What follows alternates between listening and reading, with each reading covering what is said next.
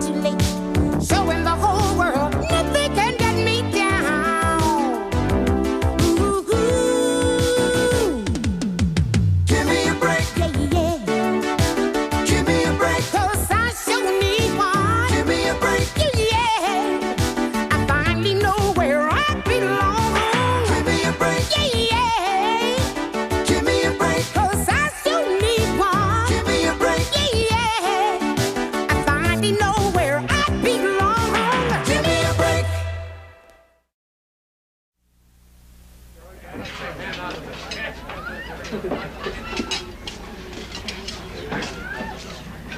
Excuse me.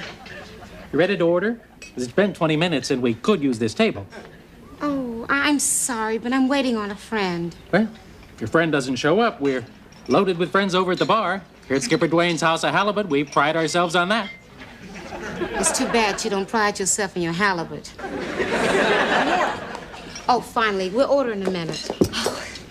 I'm sorry I'm late, but I just had to call my mother and stepfather because today is their 25th wedding anniversary, and then I rush out and forget my purse. Dash back. When you know what, the purse didn't match the dress, had to change to this. Everything worked with the shoes, so I stopped and got a new pair. Nice, huh? And then when I finally got here, somebody cut in front of me and took the last parking space, so I had to hunt out on the street. I finally found one out front, and it's only 6 inches in the red zone, so I think I'll be okay. Are there any good-looking men here tonight? Isn't your tongue tired? Besides, we didn't come here to pick up men. Well, honey, if we're not here to meet men, what are we here for? The fish. Fish? You hate fish. Only two kinds, halibut and the married ones. Will the owner of a blue convertible California license 1JNO-486 please make himself known to a waiter? Oh, excuse me, that's me. I'm the blue convertible. Oh, you're in the towaway zone. Oh, I'll move it. Don't bother, they're towing it away. I'll be right here.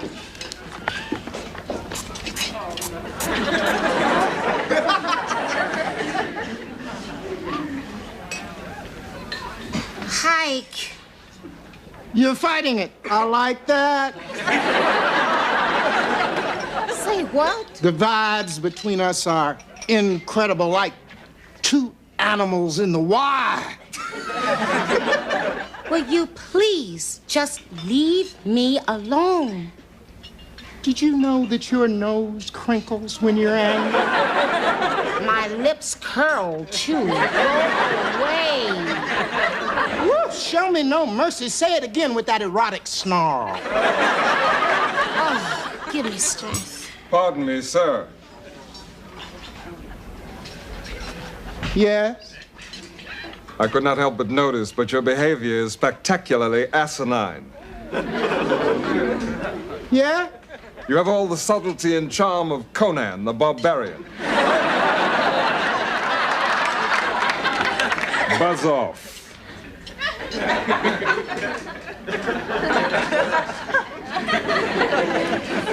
Have a beautiful day. Thank you very much. My pleasure, madam. Miss. Excuse me? Miss Harper. Oh, Miss Harper. Oh. Why does it sound so much better coming out of your mouth? Years of training and academic snobbery. Are you an academic? Let's put it this way. Boola boola. I'm a bula bula, too. Glen Lyon Community College. A teacher. How nice. Well, no, actually, I'm just a freshman. A freshman? It's been years since I've asked a freshman to join me for dinner. I'm used to noshing with sophomores. Will you join me? No, I bet I shouldn't. Well, some other time, perhaps.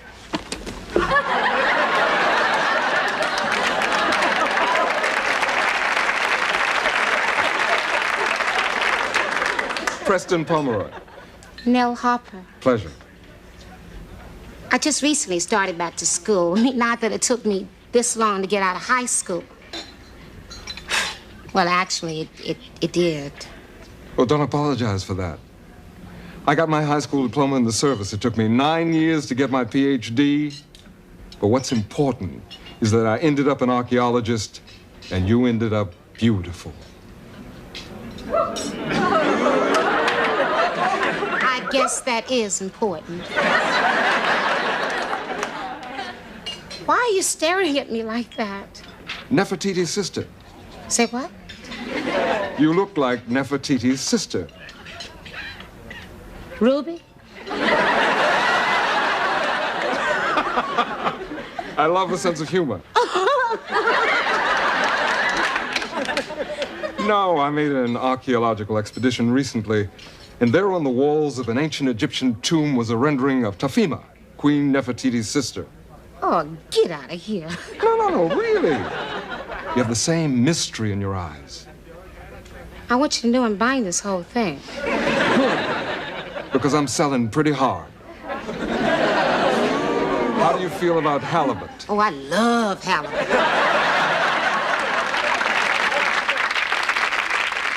Katie, how can you run a boutique with books like this? That's why I asked you to help me. But addition and subtraction was 2nd grade. How am I supposed to remember all the way back to the 2nd grade? What, Chief? You ought to try some of these cookies. They're terrific. Well, that's very thoughtful of you, Joey. I believe I will have one. There's a whole bunch of them in the kitchen.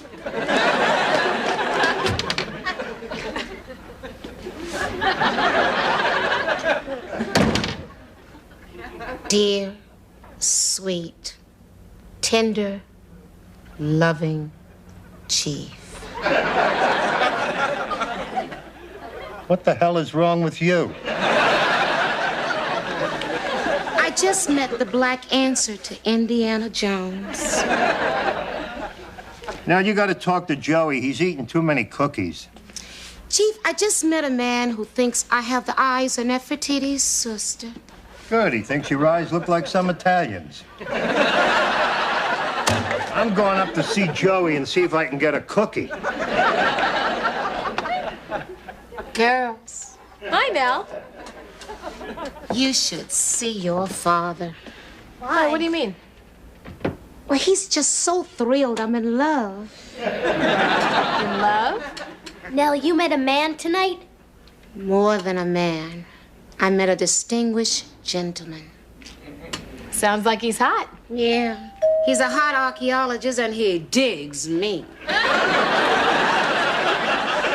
I've never seen Nell so happy.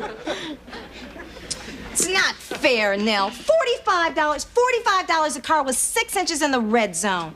I chased that tow truck with 5 blocks, yelling and screaming. They wouldn't slow down. Then I slipped and fell down and bruised my knee. Addie, I met a man. I get towed away and you get a man. Hiya, Nell. Oh, hi, Simpson. Come here. Hiya, Addie. Simpson, do you know who's in charge of the traffic division? Oh, yeah. Well, I'll give you a hint. He's in this room and he's wearing a uniform.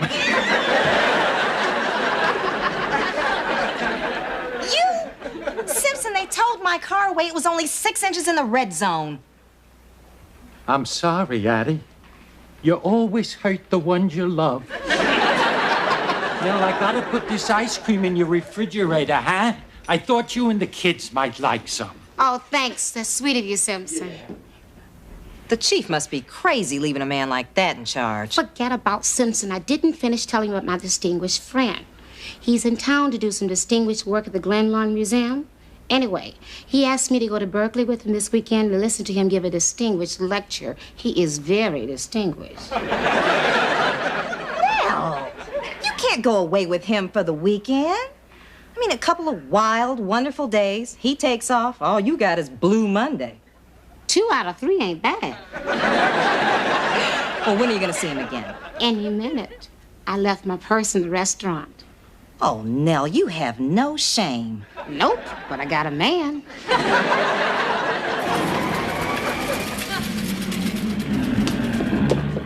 towing my car away again! Simpson!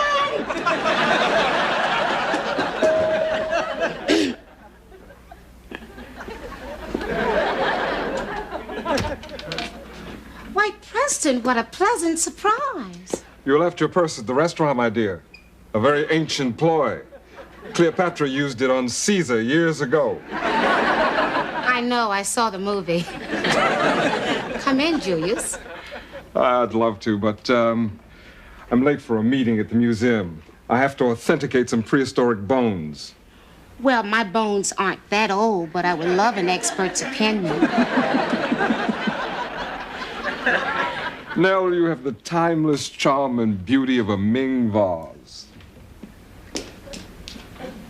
You sure do know how to make a lady feel like a vase. Don't go away.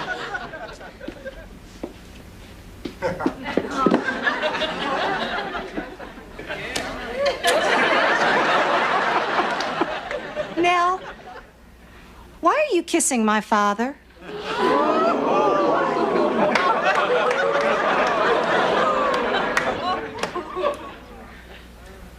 Addie?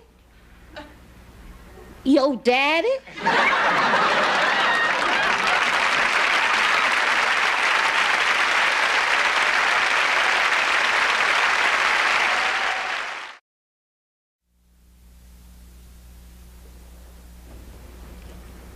Addie. My little girl. I can't believe it. Coming here finding you. After all this time. Addie, this is your daddy? He is my biological father. Addie's daddy? You don't know how happy I am. Imagine coming here finding you. You didn't find me. You just happened to run into me. Addie's daddy. Addie, I tried to see you over the years, but when your mother remarried, she insisted upon raising you with no interference. I was your daughter. If you wanted to see me, you could have seen me. I tried. You didn't. I did. You did not. I did. You're a liar. Well. To think you haven't seen each other in over 25 years. Who wants ice cream? Oh, I've seen him. In all the academic journals, they would run his picture. I used to cut it out. Then I'd cut it up. We got fresh fruit. Addie, listen. I wanted to see you, but your mother can be a very formidable and stubborn woman. And loud, too.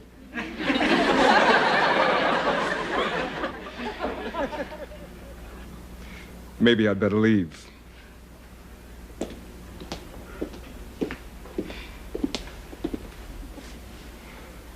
I'm sorry. Good night now.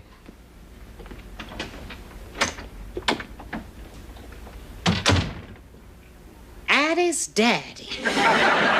Will you stop saying that? But he is your daddy, Addie, okay? Oh, Nell. Do you know that the only memory I have of that man is when I was a little girl? He used to sing me to sleep with a song called Daddy's Little Girl.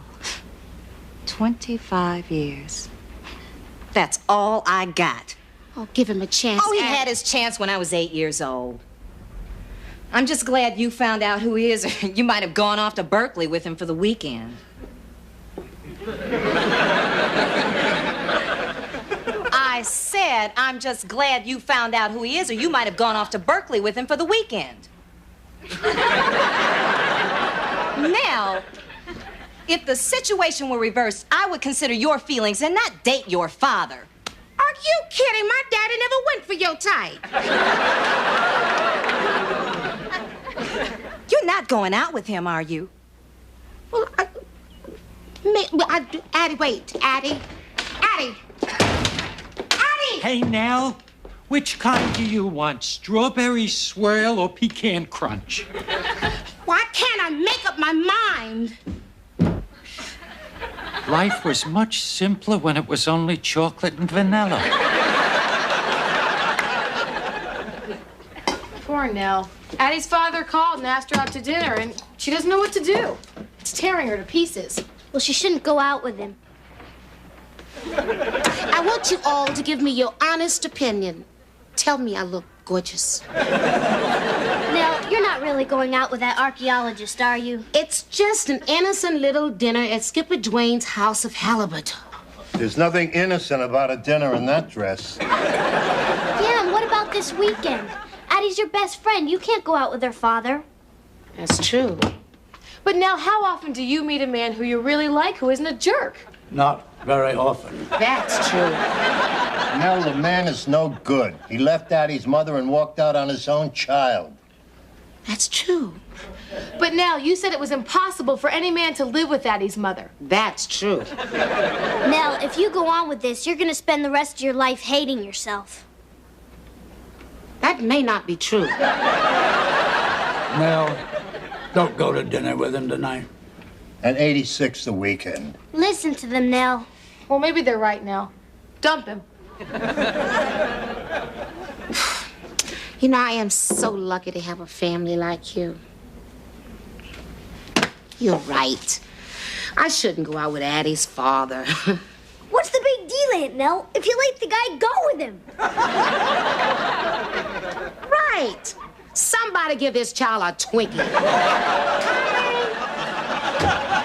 That's the way, I like it, That's the way, I like it, That's the way, Now, I have to talk to you. Why are you all dressed up? Girl, I always dress this way when I'm cleaning the house. Girls, put the vacuum away. I'm through with it. Nell, are you in the mood for an apology for last night? You don't have to... Oh, honey, you don't have to apologize to me. You're my oldest and closest friend. Good night. You know, Nell, well, there have been times in my life when I would have given anything in the world to meet my father, spend some time with him. But I just can't forgive him for what he did to me. Am I making any sense?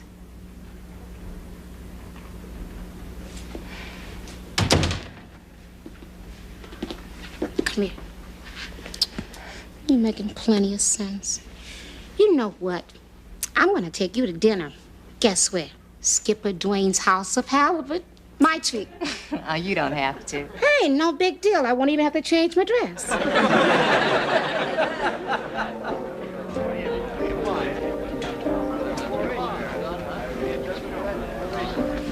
Hi. Oh, hi. Your party's waiting in your booth, Miss Harper. I'm leaving. You take one step towards that door and I'll hit you with this fish. Is this a special? Not going to that booth. Listen, you either get to that booth or else. Or else what? Or else I'm gonna marry your daddy and become your stepmama. What? You know the kind Cinderella had? Now move it. Addie, what a pleasant surprise. Not to me. You know this is the dirtiest trick you've ever played on me. Well, don't blame Nell. We had a date. A date? Why'd you think I was dressed this way? To clean the house? Addie, I'm delighted you're here. Please sit down. Down, Cinderella. Next to your daddy.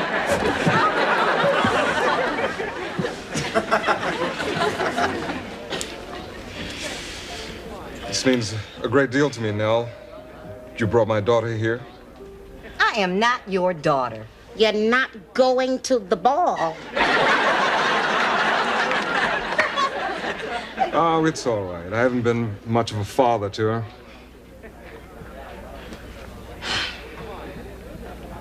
Nell, it's not gonna work. How do you know? You haven't even tried talking. Look, Nell. Shut up. Don't talk to me. Talk to him. Y'all keep the party going. I'll be right back.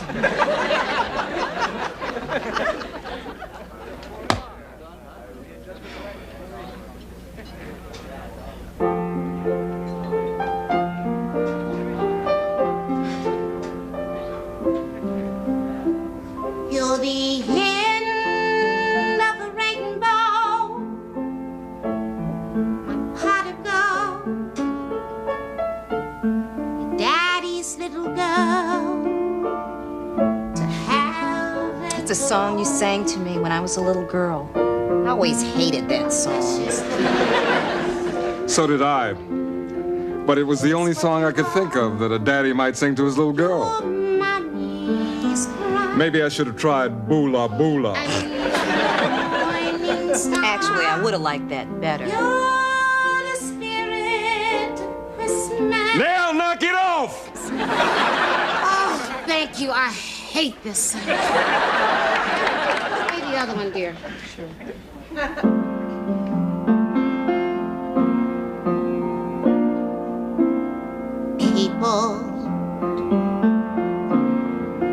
People who need people are the luckiest people in the world.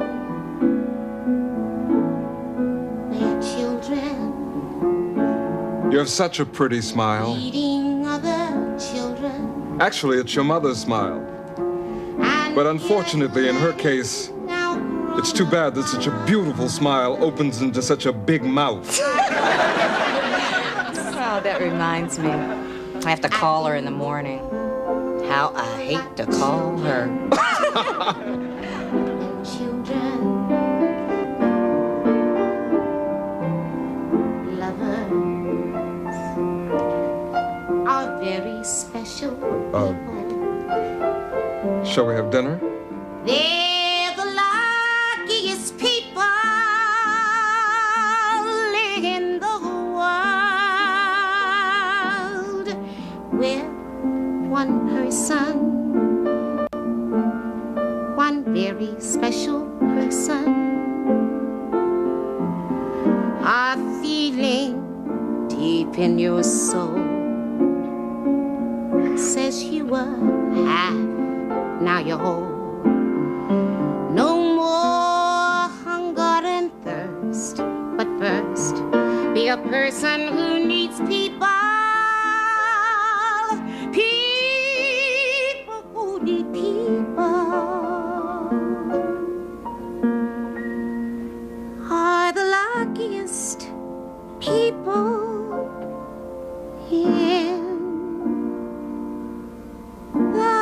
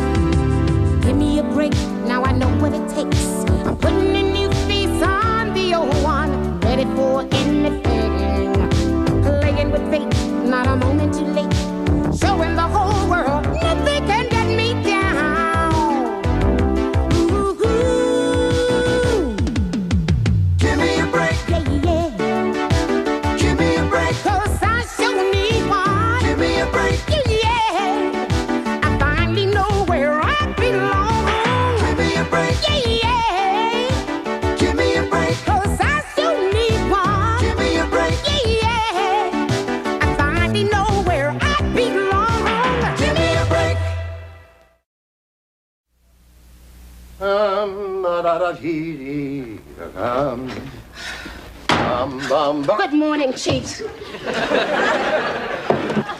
Oh, boy. Here's your coffee. Look, I'll have your juice and your eggs ready in any second. I overslept. You know, I set the alarm. I don't know how I could oversleep like this. I go to bed early. I try to be a good girl. I just don't understand. Now I overslept. Don't come in here with all your milk. You got to have more than juice. No, I don't have time for any more than juice. Shut up and have some exam. exam. Don't come in here. I can't take it this morning. No, I gotta get downtown. Sure, you're all awake. I overslept. Then I'm not gonna get in the shop. Listen, sick. I need a bowl of fruit or something, okay? Get out the way if I slap you. Hey!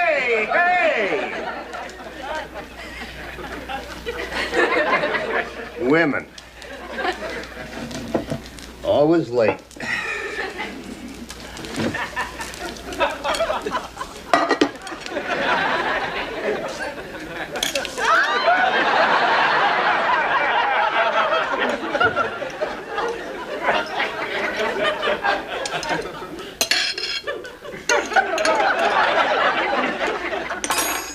Excuse me.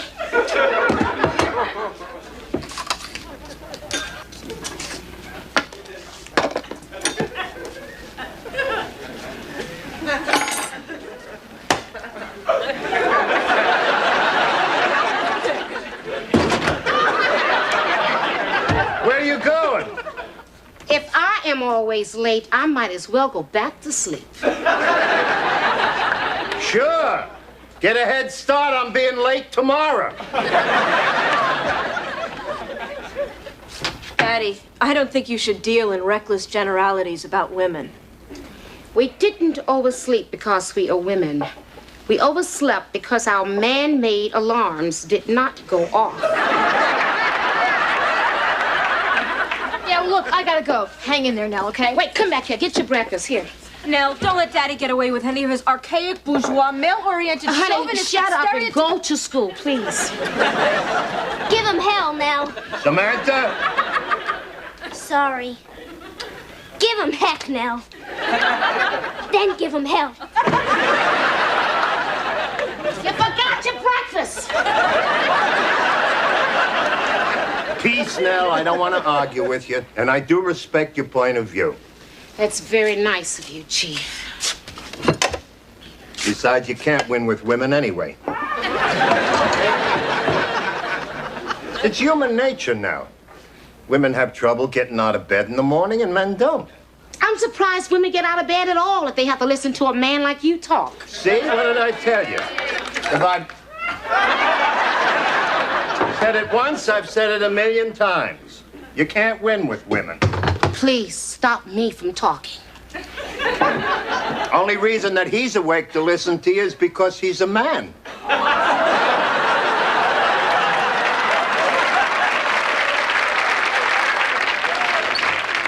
Joey, you're gonna be late for school. No, he won't. Pop got up an hour ago and took your man-child to school.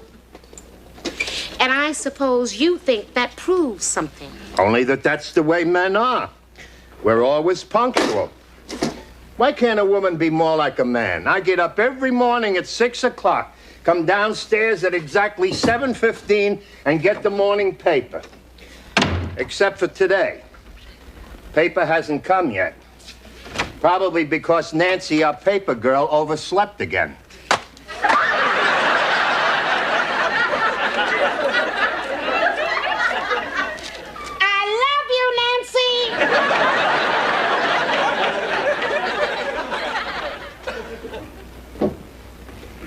Don't you ever knock, Simpson? Sorry, Chief.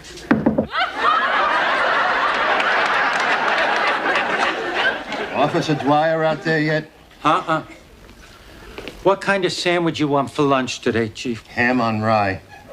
Ham on rye. You want cheese on that?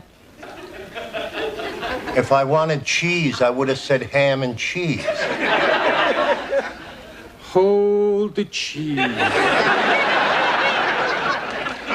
Kind of bread you want that on, Chief? Rye. Hold the white meat and Please, pumpernickel. Simpson. I got enough problems to deal with today. What's the matter, Chief? Officer Dwyer, she's asked for a promotion. And I don't know how to handle it. Why don't you just tell her what you told me when I asked for a promotion? What did I tell you? Get out. Yeah, but she might cry. I cry? Get out! That was white bread, wasn't it, Chief? You're in luck. He's in a good mood. I got your note, Chief. Come on in, Crier. Dwyer. Just let me close this door.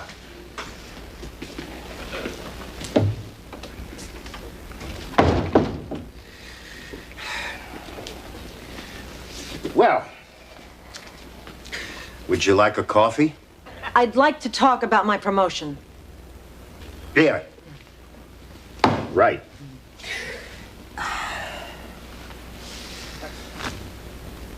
I'm just not sure you're... how can I put this? Qualified? Oh, no. I know you're qualified. You have an impeccable record. No absences in 5 years, 10 letters of commendation. So, I get assigned to a squad car, right? You're some kind of cop, Dwyer. Your record says you type 85 words a minute. I also got 49 out of 50 on the pistol range. Well, keep practicing. Do I get this promotion or not? Look, why don't we give it a few months, huh? I mean, you're a woman. And I think it's too dangerous for you right now out there. I can see now that you still think the man should hunt and the woman should stay in the cave and type.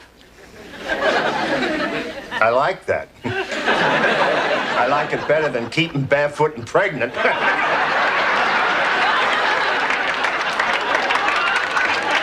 I'm just kidding. I don't think it's funny. Oh, now. Listen, Alice, please don't cry. Cry? You think because I'm a woman I'm gonna cry? Oh, you're all the same. You never can win with a woman. And you can't win with a man who hasn't had a progressive thought since he stepped out of the cave. I quit.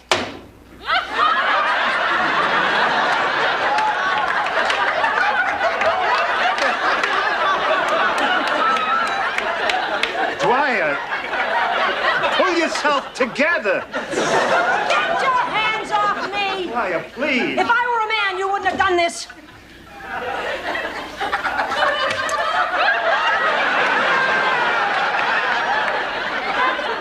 Now I know why you wanted to see me alone.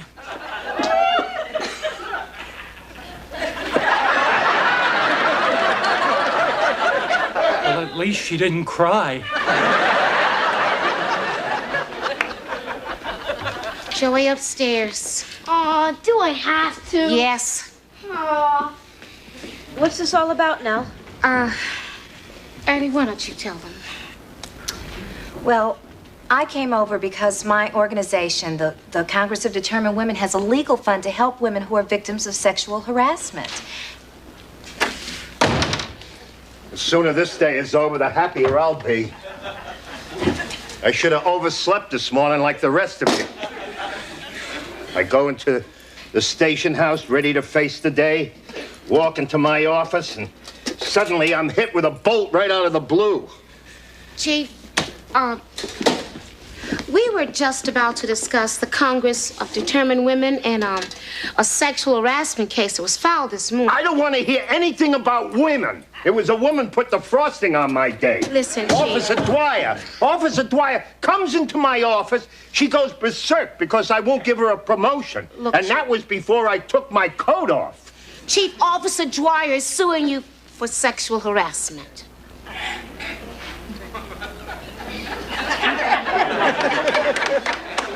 You couldn't wait till I took my coat off?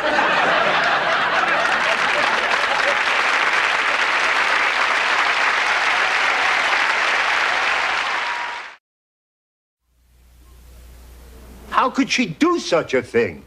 Sexual harassment? Me? Girls, why don't you just go in the kitchen for a while, all right? Okay.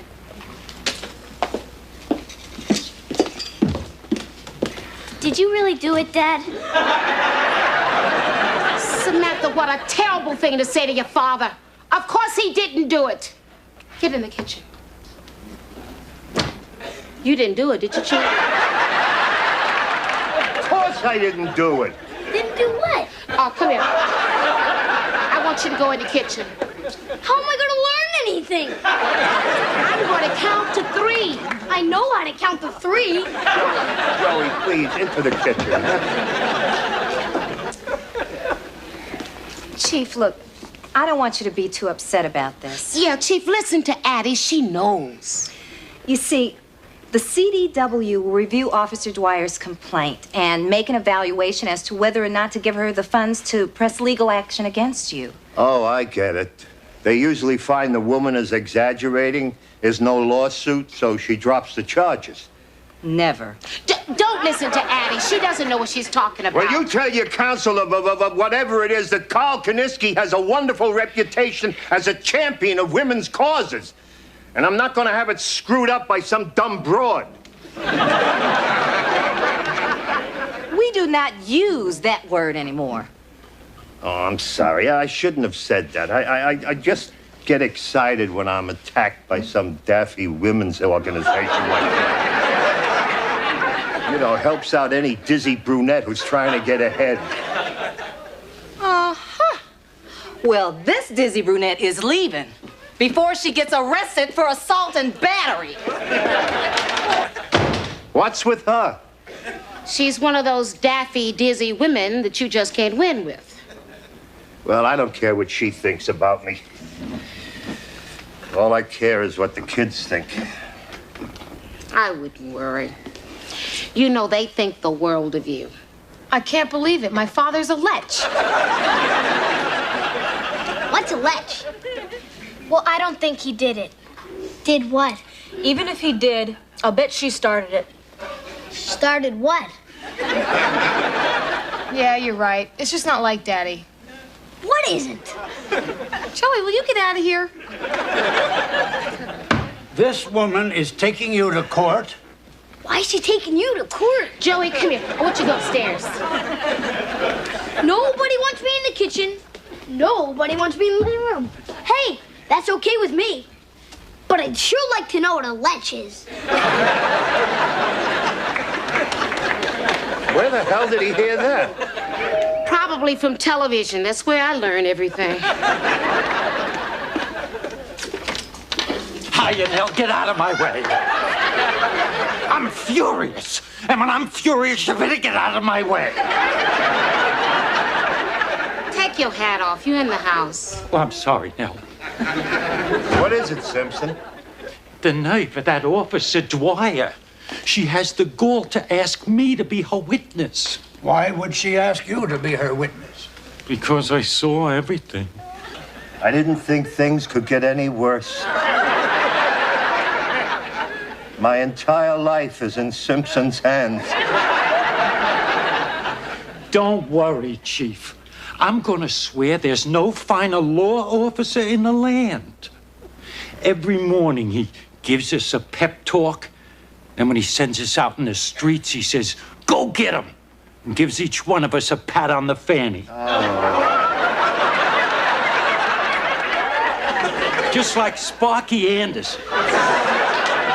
Simpson, when we go to court, maybe you should leave off that last part. Oh, no. Everybody loves Sparky. Simpson, goodbye. Oh, okay. I just wanted you to know that I'm going to be rough on Officer Dwyer, Chief.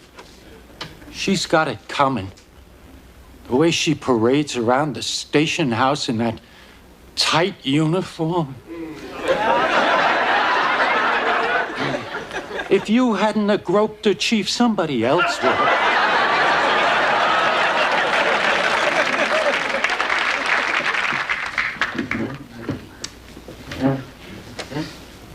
Chief, are we in big trouble here?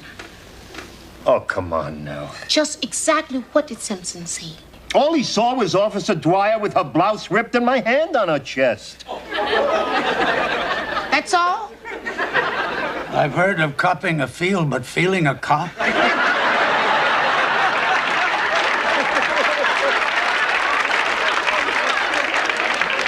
It was all her fault. She ripped her badge off and tore her blouse. When I went to calm her down, that's when the physical contact took place. And the grope? Pop, I didn't grope her. Oh, this is so stupid. It was an accident. Simpson wouldn't have seen anything if he'd knocked. The door was closed. Well, I thought she'd want some privacy. I knew it was going to be a ticklish situation. You tickled her, too? I didn't tickle her anything.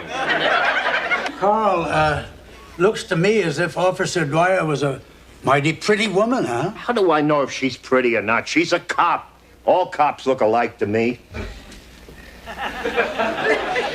Would you say she's as pretty as Simpson? Oh, all right, maybe she is attractive. Carl, it's a delicate question, but did you ever touch her at any other time when she was in your office? Of course not. Well, maybe just once. A little Sparky Anderson? No! I put my hands on her shoulders when I thought she was gonna cry. But it was like I was her father. Carl, remember, you're a widower. Widowers can often get very, very lonely. Well, what is that supposed to mean, Pop? You're a widower yourself. Where do you think I was till 2 this morning?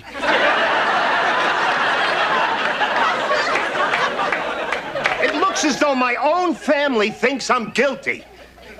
The only reason that this whole thing happened is she wants to get even with me for not reassigning her. She should have known that I'd never send a woman that pretty out on the streets.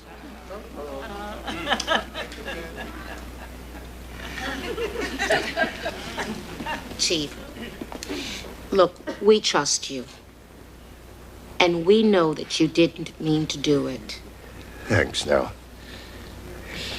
But you know, sometimes, subconsciously, we are attracted to other people.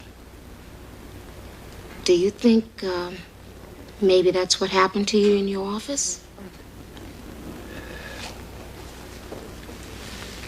I don't know.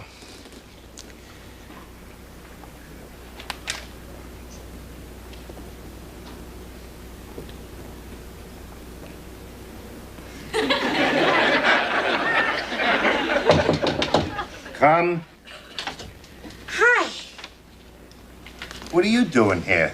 Well, you know, you ran off this morning. Forgot your wallet. Oh, thanks. Yeah. I knew I forgot something. Uh-huh. Well, you also forgot your badge.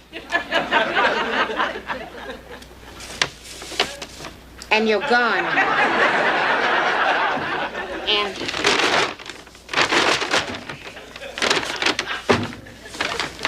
your shoes.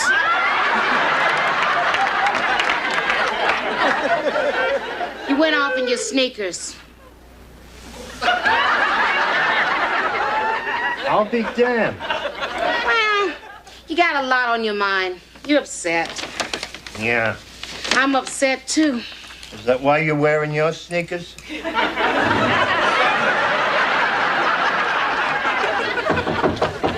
Come.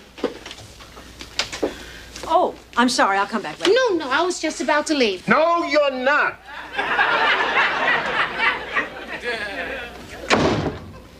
Any communication between Officer Dwyer and myself is going to take place in front of a witness. Oh, so you're Officer... Well, I'm no Hopper. I know. Simpson's told me all about Well, you. let me just tell you a few things, Officer Dwyer, about this man. This man happens to be a wonderful father. I know. He mows the lawn no. every weekend. He is also the captain of the bowling team. Hold it. I knew his wife before she died. I came by to tell you, Chief, that I just went by the CDW and dropped my complaint. This morning, I realized that you're not the kind of man who would be guilty of sexual harassment. Oh, thank heavens. See, you worried for nothing. Well, I'm glad you finally came to your senses. See, last night, I dreamed that I was in a barn, and this wild, passionate man threw me down in the hay and started ripping my clothes off. I looked up at his face. It was you. And I woke up laughing.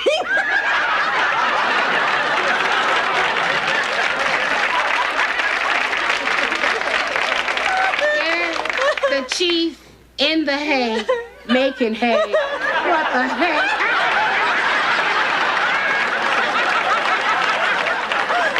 Just kidding. Really, Chief, it's not that I don't think of you as a wild...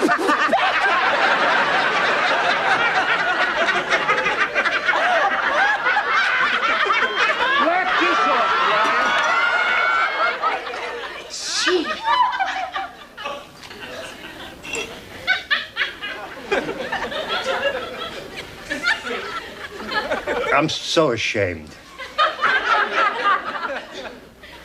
I owe you an apology for today and yesterday. Well, look, I kind of provoked you by laughing at you. Yeah, but I wouldn't have done that to one of my men. The truth is, well, I didn't know it, but I guess I think you're a good-looking lady. But that's no excuse for what I did yesterday. I accept your apology, Chief, and I'd like to stay on the force, but just as one of the guys.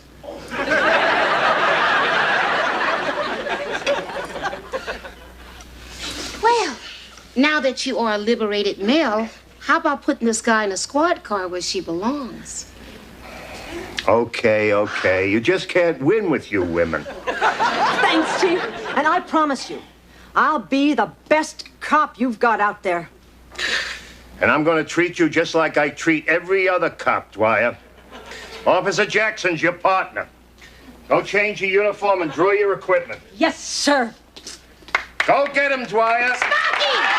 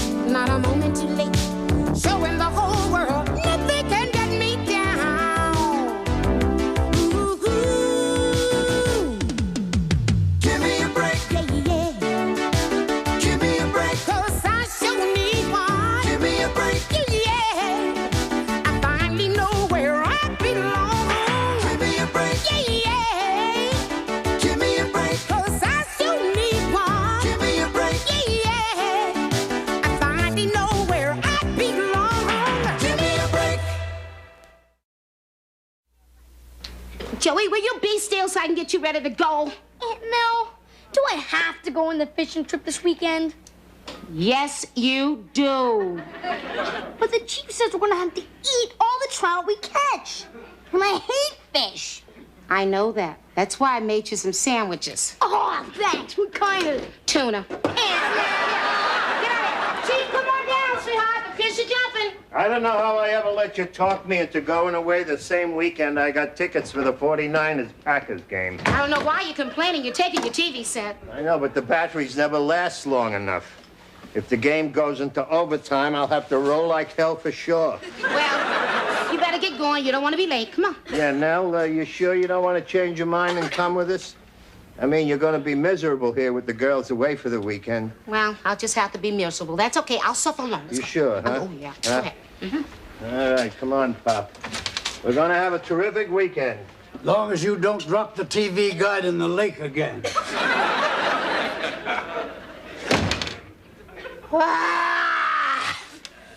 Alone at last. Yeah! Celebration time.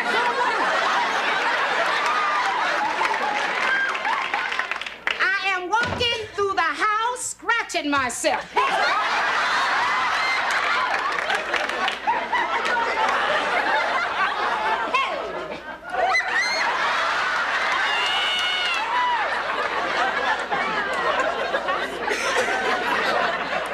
Hi. What are you doing here? I live here. Still? I just came back to get my suitcase. Good. Jonathan and I won our big debate. Hey, that doesn't surprise me. Jonathan's a great talker. Why else would I let him eat dinner here 3 nights in a row? Well, you were terrific. It really gave us a chance to get prepared. Well, now that you're prepared for the weekend, I want you to have a good time. Let's go. You know, you never even asked me where I'm going. Oh, I don't like to pry. Where you going? Bear Valley. That's good. Skiing with Susie Russell. You have a good time. Well, I hear the snow's great this year. It's nice. Have a good time. I'll send you a postcard. Don't bother. I'm not going to the mailbox this weekend. Bye now. Bye. Ah, alone at last. Gone fishing. I said we're gone fishing. Honey, forget fishing. Get out of that and get dressed. You and I are going to the snow this weekend. Snow? Addie, I'm not even defrosting the refrigerator this weekend. I mean it, Nell. My dentist, Ferguson, has a friend in town, and they want us to meet him in the mountains for the weekend. So you got yourself another dentist. Can't help it, Nell. I have to have my teeth clean. But you don't have to keep dating your dentist. But Ferguson is special. He's in root canal. You know, Addie, I ain't going nowhere with nobody. I am staying in this house this weekend, and I'm being a slob. Girl, do you see these hands? They are not touching any dirty dishes. And do you want to know what I'm having for dinner? A can of soup. In the can. But Nell, Ferguson's friend is a doctor and a fantastic skier. Oh, Nell, come on. I know you'll love Bear Valley. Bear Valley? That's another reason I don't want to go. You see, Julie is going to Bear Valley with one of her girlfriends, and I really don't want to do anything with the family this weekend. I think I'm going to stay here, and I'm going to paint my nails and possibly read a movie magazine. Now, But he's a very successful single doctor who's been in the Peace Corps for 2 years. I might even color my hair. I hear he's got a great body. Dashing through the snow in a one-horse open sleigh.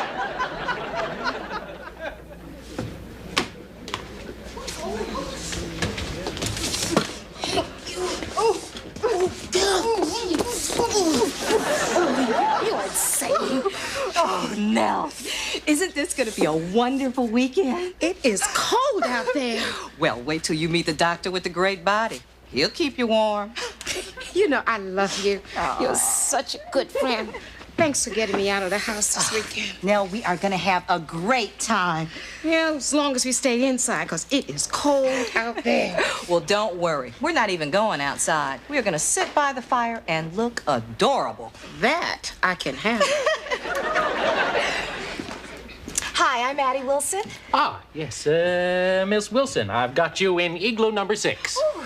Igloo? That'll be fine. Igloo? It's just a name now. But it's not a fun name, Addie. Come on, loosen up. Oh, and Dr. Johnson and Dr. Gray are in our Lederhosen lounge, and they'd like to meet with you two ski bunnies. Excuse me. I'm not a ski bunny. Well, it's just an expression. Come here. Come here. Do you see the expression on my face? I'll try to remember it. Could you have our luggage taken up to our igloo, please? Sure, of course. Oh, Rudolph!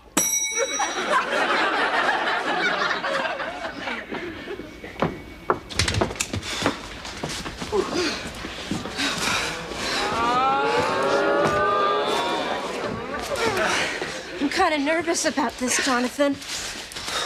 Never checked into a hotel with a man before. Oh, don't worry about it, Julie. Yeah, but suppose they ask if we're married. Julie, if they asked that to people, the hotel would be empty. Now leave it to me. You know I think fast on my feet. I know. That's why you're captain of the debating team. Right. Now relax. This weekend, let me take care of everything, okay?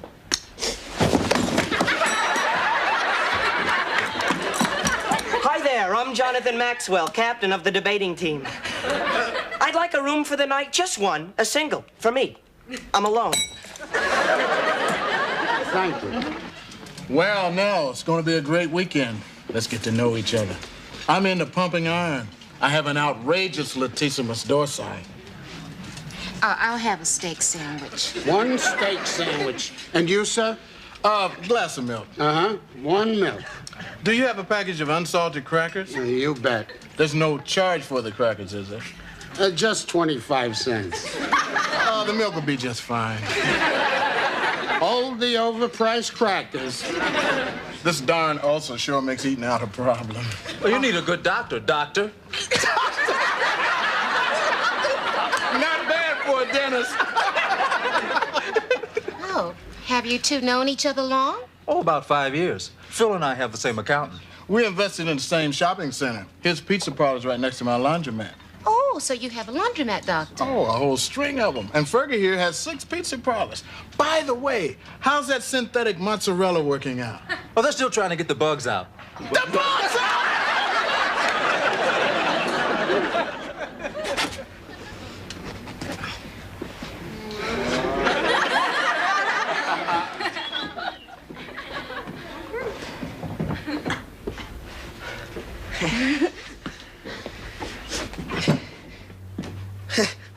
Boy.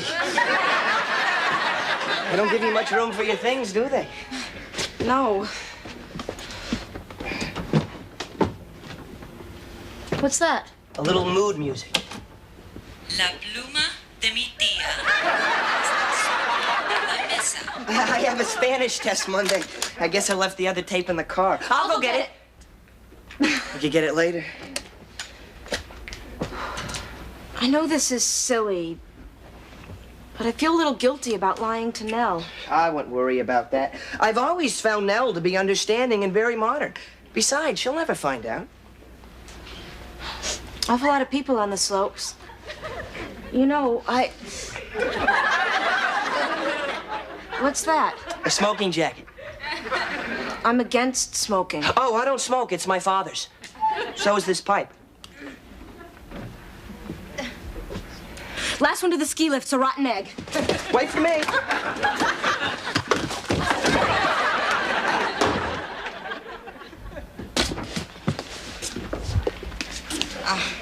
Take him to Igloo 12, please. It's a single. I'm alone. Can somebody get a doctor? Of course. Hurry, please. I think he may have broken something. Who had the hot chocolate with the extra whipped cream? That's 75 cents more. I'll pay for it. Oh, no, don't be silly. I'll grab the check. You get the tip. Dr. Gray, I wonder if I could trouble you for a moment. Yes? It's about one of our guests. A young skier seems to have hurt his leg. I wonder if you could take a look at it. Well, I'm a dermatologist. His leg doesn't have a rash, does it? Well, no, but could you take a look at it anyway? I'll get my bag. Thank you very much. His girlfriend seems very upset about it. It's just what I need, a hysterical teenager. Well, Nell, why don't you go with them? You live with 3 hysterical teenagers. Well, that'd be great, Nell. I hope the boy's injury is nothing complicated. I usually tip 20%.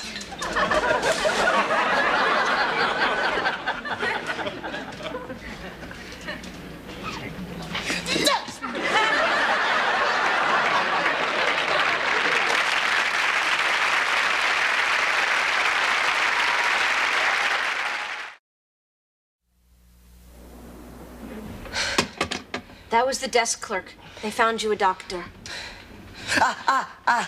Sorry. I feel so stupid. Hey, it could happen to anybody. A lot of people have skiing accidents. In a ski rental shop? I'll get you some aspirin. That'd be great. Nell, it was nice of you to come with me. Don't worry about it. If I can handle the Kaniski girls, I can handle anything. It's Dr. Gray. Come in. Hi, I'm Dr. Gray. Hi. Hi, I'm Nell Harper. How you feeling? Terrible. Well, here, honey, let me take that mask off. My face is kind of cold. Maybe it's frostbite. I'm a dermatologist. Oh, no, it's just cold. Well, why don't I get him a warm washcloth? Maybe that'll help. Now, let's see. This pants leg will have to go. Doctor, it's the other leg.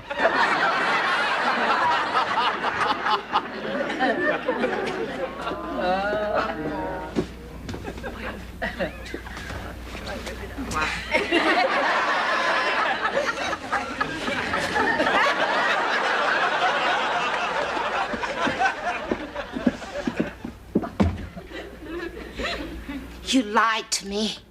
I could kill you. You lied to me. I didn't lie. I told you I was going skiing. Yes, with Susie Russell, not with Jonathan Maxwell. Well, Ferguson wants to play a game of backgammon, and he says if I beat him, I get my next root canal free. Hi, Julie. Having a good time? Jonathan Maxwell? I don't believe it. I thought I could trust him. He didn't kidnap me, you know. We both wanted to come here. And you couldn't have told me? It wouldn't have made any difference to you. I could have told you I was going to China for the weekend. I wish you had gone to China. They have 30 people in a room there. Well, Jonathan really cares about me. He wants to know all about me. He wants to know about my plans, my feelings, my future. He listens to me. He listens to you? Yes. Oh, Julie, don't you know that is the oldest trick in the world?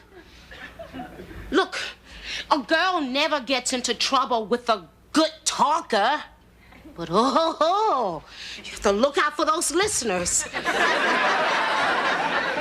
Nell, I think I owe you an explanation. This isn't as bad as it looks. I don't want you to feel that Julie has been compromised in any way. My respect for her has never been higher, and I hope that once you fully understand the situation, you will have the same respect for me. Are you finished? Well, actually, the point I was... Why don't you stop me? I want to get his good leg. You're not being fair. You're not mad at him. You're mad at me.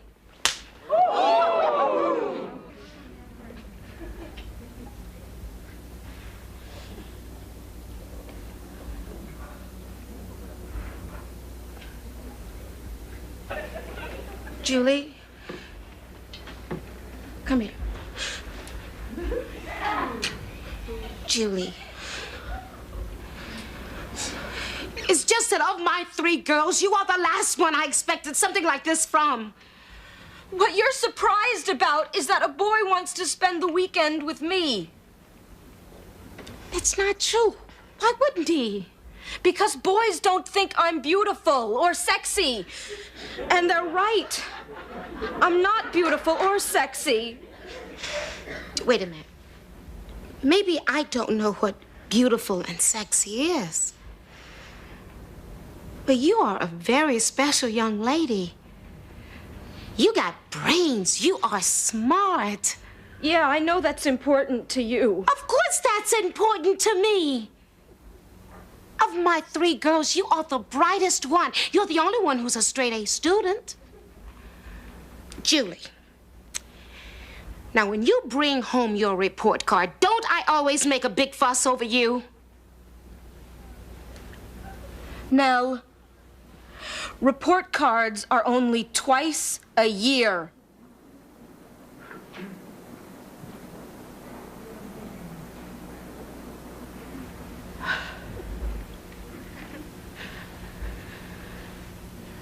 I'm sorry.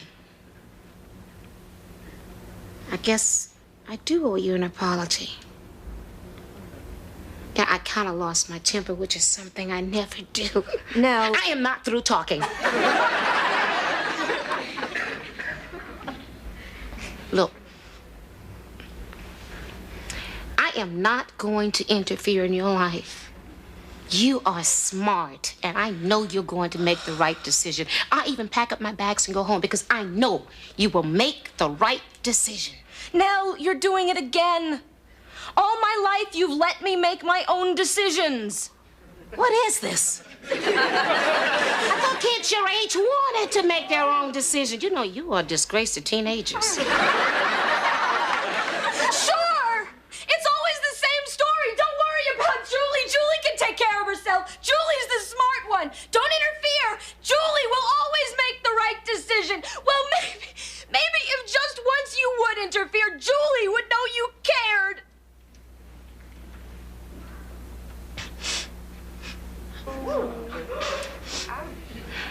I care about you.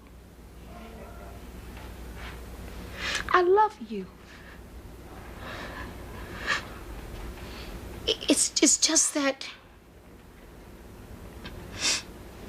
you're smart. You know. You don't need me.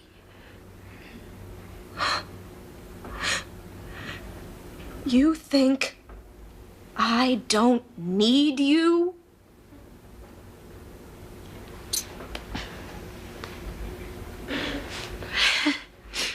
Guess that is dumb, isn't it?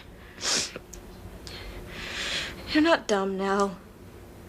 You're smart. When you bring home your report card from night school, don't I always make a big fuss over you?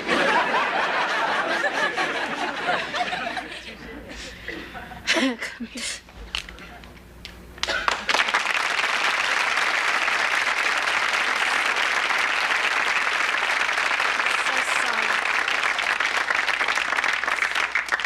I owe you an apology. Guess I've always taken you for granted. I've paid more attention to Katie and Samantha, haven't I? You didn't mean to. I know that. As Freud says, it's the squeaky wheel that gets the oil. Well, why didn't you squeak louder? Come on, sit down. About this one-legged Romeo in igloo number 12. Let's talk about it. What's to talk about? Give up. First you say I don't talk to you, then you say what's to talk about. I take back everything I ever said about you. You are not smart. You are a dummy. No, that's the sweetest thing you ever said to me.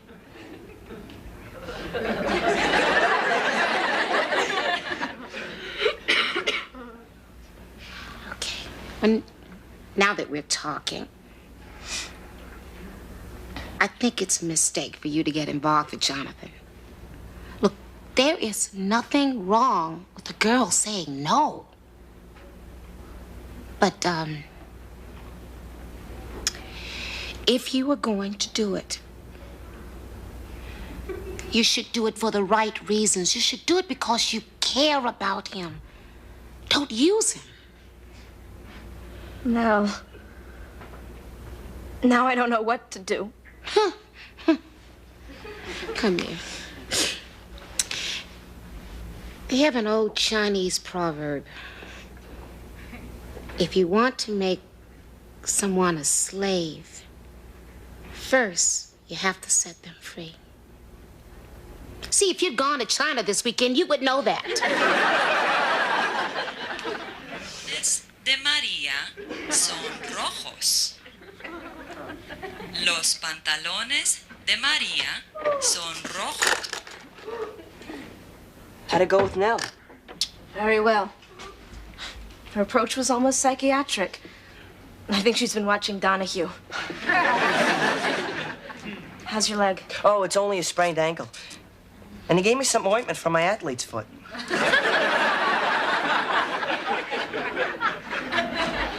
Can I get you anything? No, thanks. Something on your mind? No. Me neither.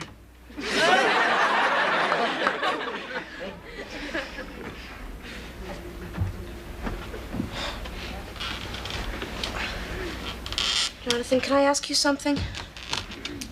How do you really feel about me? I lent you my copy of the Brothers Karamazov. That's not what I mean. You gonna keep it much longer? What can I say, Julie? I don't know how I'm supposed to feel. It just seemed like it was time. I felt something more than what I was feeling. But don't you think maybe we were forcing it? I mean, just because we both like Dostoevsky doesn't mean we should sleep together. Look, I want to level with you. I'm not much of a man about town. I don't even know how to use a blow dryer. That's what I like about you. I mean, you don't think it's weird that I do crosswords in ink, and I don't think it's weird that you do them in Latin. You're terrific. And I've got a confession to make. You were going to be my first woman. What? Yeah. I thought you'd show me the ropes.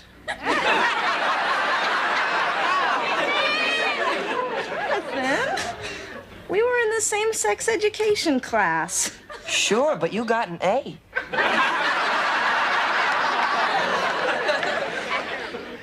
I'm gonna go down to the restaurant and see if they have any bologna. You want some? Yeah. I'm starved.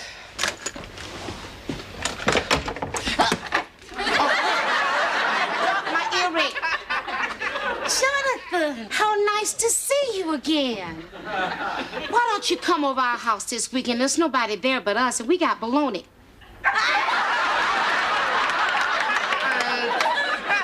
Got Ben Gay, too. Will you help me pack and see you expect him to get out of bed? Come on.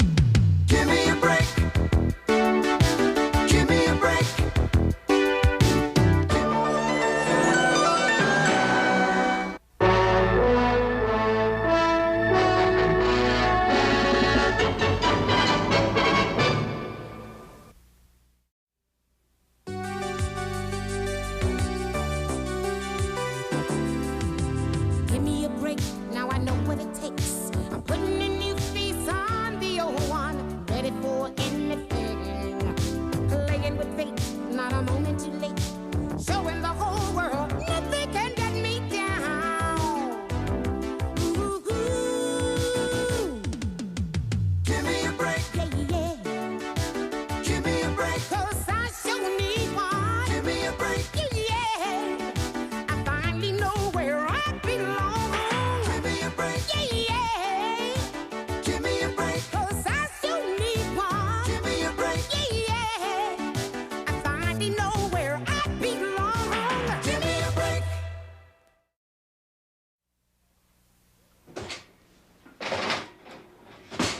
Nell, did you ever wonder what the difference was between frosting and icing? Sure, Julie. I think about it at least twice a day. Well, time to go. I guess this is goodbye. Goodbye. Have you seen Joey? No, I haven't. You know, he's supposed to be learning that song to sing at the church. Julie, please don't lick the spoon I'm using to stir the frosting. I think this is icing. Give me this. Nell, I'm going camping for 3 days. Don't I get a hug or something? I've hugged a kid today. Will you please move? I have a million things to do for the church luncheon today. Now, you be careful in the woods and don't get sassy with any wild animals. Oh, if any animals bother me, Eric will take care of them. Freeze! What is this about Eric? Oh, didn't I tell you? All the girls are bringing their dates. Oh, that's different. Forget it. You can't go anywhere. Nell, I called the bakery. Icing and frosting are the same thing, but icing is more commonly used. Oh, that's good, Julie. I want you to write that down, then eat the paper. Come on, Nell. It's not my fault. It was supposed to be just girls, but then Mary Lou decided to bring her boyfriend. And then Stacy, her boyfriend. And don't you understand? If I show up alone, they're gonna think I'm a nerd. And I'm your fairy godmother. With Sam the nerd. They told me Reverend Winfield loves horseradish. Now you got frosting all over me! Actually, icing is the more common usage. Joey, where have you been? You're supposed to be learning the words to that song. Nell, stop treating me like a baby. I'm not. I'm treating you like a nerd. Will you just listen to me? Freeze. What? If I don't go on that camping trip, I'm gonna kill myself. Do it quietly in the other room. I have to read this note from Joey's teacher. What's more important? His stupid note or my life? Oh, I don't mind it, Nell. Forget the note. And let's get back to Sam's life. Shut up, Joey. Don't take it out on the child. He's always butting in. I didn't mean to butt in. Stay out of it, Joey. Don't yell at this child. Yeah. Why are you always on his side? I don't care what you say, Nell. I'm going on that trip. Wrong. Hey, I'm going camping next week. Drop dead. Addie, what are you doing here? Well, Reverend Winfield asked me to run a few errands for the church luncheon. Oh, sure he did. You are so transparent. Now, just what is that supposed to mean? 2 things. He's single and he's good looking. The whole congregation is talking about the way you're chasing after that man. Oh, really? And what about the way you're making a fool of yourself over him? Yes, Reverend Winfield. Oh, I'd love to, Reverend Winfield. Saying yes, and I'd love to a man does not make you a fool unless you are Addie Wilson at the Glen Lawn Singles Club. Did you make the cake for the church luncheon? The cake? Yeah, no, can I go to the bathroom? No. If this isn't a frosting on the cake. Actually, shut up. Now, do you really mean I can't go camping? What do I have to say to get through to you? Yeah, well, let's just see what Daddy has to say about this. Nell, let me explain about the roads. Addie, can't you see that I'm busy? Can I go to the bathroom? Joey, if this is a bad note from your teacher, I may never let you go to the bathroom as long as you live. Nell, I volunteered you to press these choir robes for the church luncheon. You did what? The Reverend thought it was very generous of you to offer. Addie, I don't have time. Oh, well, I'll just tell the Reverend you just don't have the time for him. I don't like you for this, Addie. You better hurry up. Only got an hour. Bye. Julie, Katie, get in here. Katie, bring your travel iron. Julie, bring the ironing board. I want you to help me iron some robes. You lust after one minister, and God gets you. I really have to go real bad. In a minute. Julie, Katie, I'm waiting. I can't believe this. Neither can I. Well, it's all settled. Daddy said I could go. Say what? I wish I could go.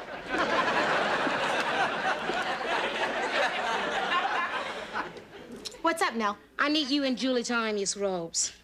Oh, we'd love to iron, Nell, but Katie and I are going to the library. Yeah! Freeze! Kathleen Kaniski, just where is the Glen Lawn Public Library?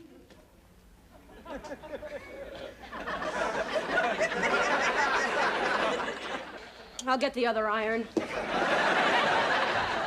I'm late. I gotta get going. Samantha, have a nice time camping. Freeze! Chief, did Samantha tell you boys are going on this camping trip and there are no chaperones? Samantha, you're grounded for 20 years. Thanks a lot, Nell. Where are you in trouble. Yeah, well, you're in trouble, too. I am not. Oh, yes, you are. This note says you've been dozing off in school. I'm not dozing, I'm thinking. With my eyes shut. Joby! The reason why I can't stay awake is because I've seen him sneak down here at night and watch Johnny Carson. Sam, you told on me! You know what I think? Don't think. Iron. Joey, no more staying up late watching Johnny Carson. From now on, I want you in bed and fast asleep by 9 o'clock. 9? Do you know how early I had to go to bed when I was your age? How early was it? Get out of my face. Get out of here. You're not fair, Nell. You let him get away with murder. Oh, come on, Samantha, he's a baby. You can't stay mad at him. Baby! He's nothing but a spoiled brat. I don't think I like your tone of voice. Yeah, well, you punish me all the time, but you never punish him. You're a hypocrite. Go to your room. I'll go where I want. I hate you. Don't you dare slam that door. So she hates me. You raise a child, and you give them love, and what do you get in return? Hate.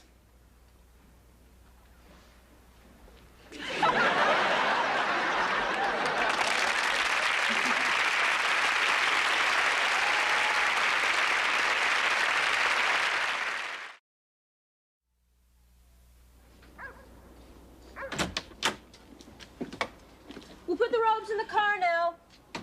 Sam, you better go in and fix things up with Nell. I'm staying right here until she apologizes to me. We'll see you next spring. Oh, my goodness, where are they? I know I put them someplace. What are you looking for, Grandpa? My glasses. Well, don't look at me like that. How am I supposed to see them way up there? Hey, Aunt Nell, do you want to hear the song I'm singing for your church luncheon? I would love to. Ow! It's close to midnight. Something evil lurking from the dark. Under the moonlight. See that sight that almost stopped your heart.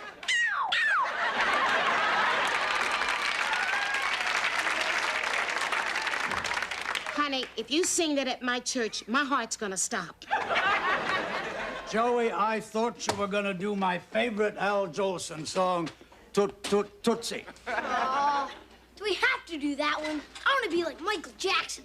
Joey, in my church, you better be like Jesse Jackson. Joey, you better look that over. Nell, the library's at 4th and Elm. That's good, honey. Now you can get a card. For what?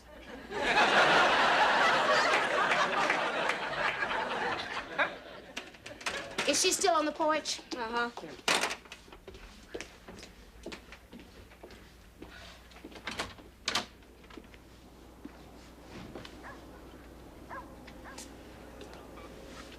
Well, are we going to talk about it, or are you going to spend the rest of your life out here?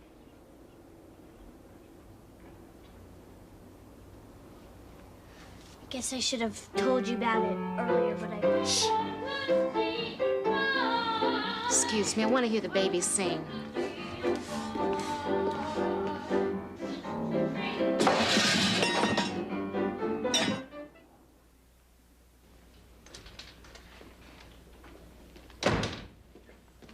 Hey, Sam, do you want to hear me sing Toot Toot Tootsie?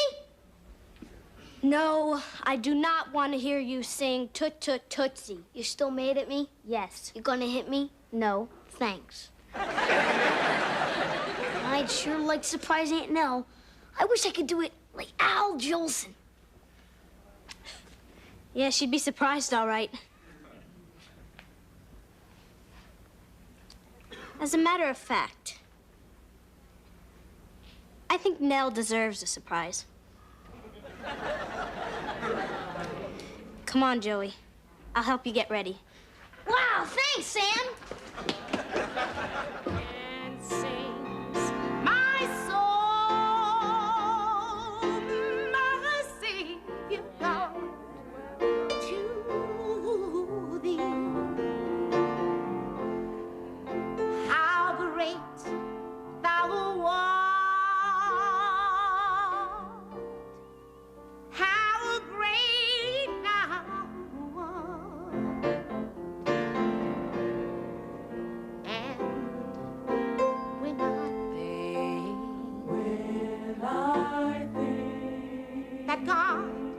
sent his son, sent him to die. I scarcely can take it in. That old little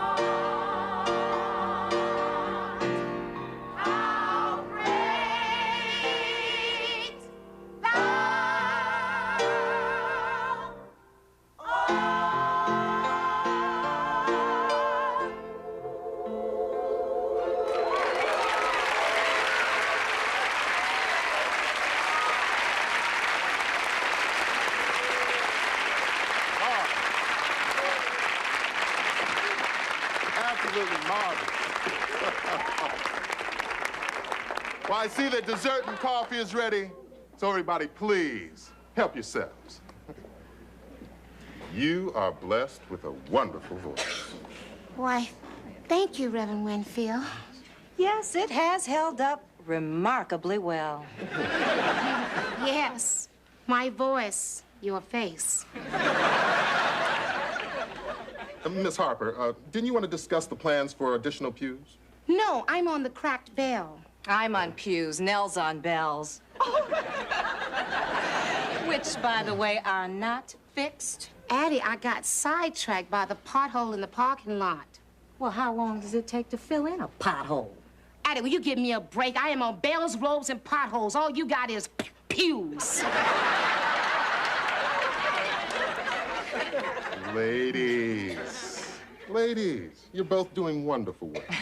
Oh, Reverend, my little boy Joey wanted to be a part of today. He's the one that discovered the potholes in the parking lot. Anyway, he wanted to do something special for our new minister. He wants to sing your song. Oh, there's nothing sweeter than a child's voice lifted in song. Well, he's even got some big surprise for me. The kid wouldn't let me see him get dressed. I'll get him. Right.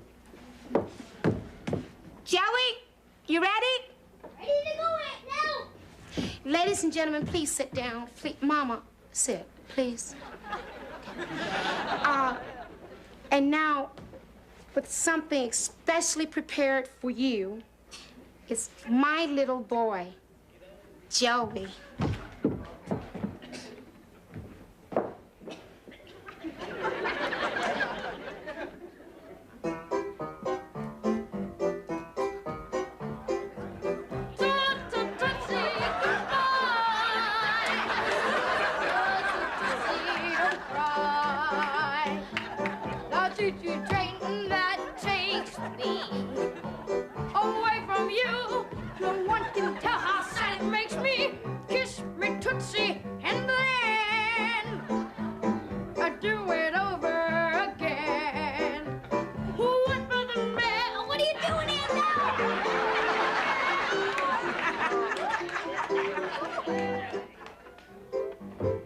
Addie, do you know anything about bells and potholes? Everything. Didn't I sing good? Don't you realize you were making fun of black people? But why? I was just imitating Al Jolson. He was a black singer. He wasn't black. Why did Sam say everyone would love it?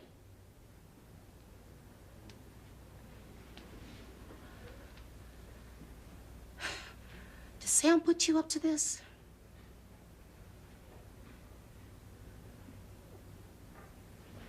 Come on. Samantha! Samantha, get out! Samantha! Get down here! Samantha! Aunt Nell, are they gonna kick you out of this church because of what I did? No, honey. But they'll probably make me sit in the parking lot during Sunday service. Can't God hear you from the parking lot?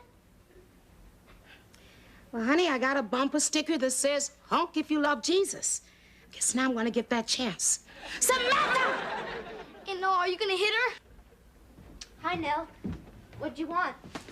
Look at what you did to this child! Aunt Nell, I'm getting dizzy.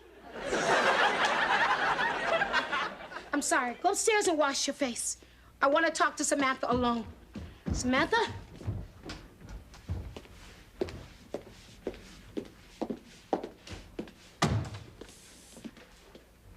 Don't you dare eat cottage cheese while I'm yelling at you.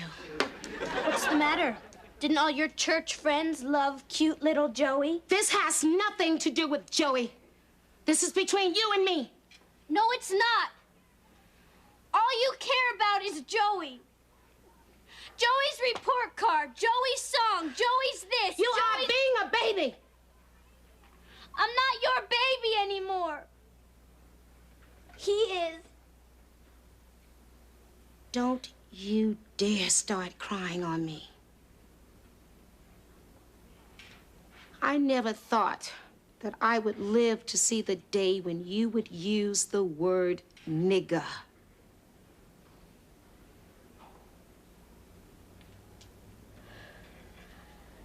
Nell, that's horrible. I would never say that. Well, you might as well have. Because that's what you did by putting Joey in blackface. You offended me and a lot of other decent black people. I didn't mean to. I just wanted to get back at you. And Joey. Mm-hmm. Well, you know what you're going to do? You're going to go over to that church and apologize to Addie, Reverend Winfield, and everyone in that congregation. All right, Nell. And you are grounded for 2 weeks. All right, Nell. And you know what you're going to do during those 2 weeks? What? You're going to fill in the potholes in the church parking lot. All right, Nell. And Samantha,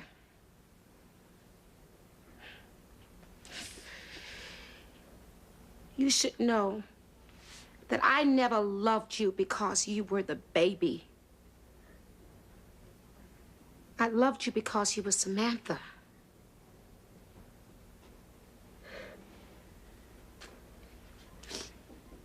You're not just saying that? I'm not just saying that. Come here. Samantha, look. You want to be treated like an adult, but yet you don't want to give up your place as baby of the family. You can't have it both ways. Why not? Because that's the way things are. But you said when you were my age, you hated your little sister. I'm still not crazy about her.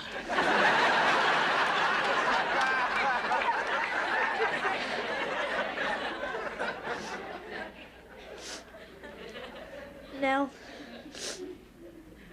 I'll go to your church. But the first person I want to apologize to is you.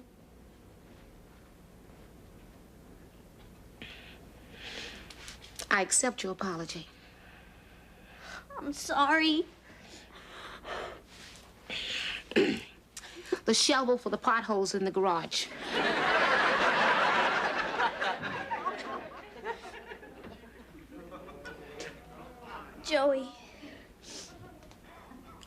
want to apologize to you, too. Oh, it's okay, Sam. I tried to figure out why you did it. So I read your diary, and I think I can understand that. My diary? You little... Hey, you baby, please.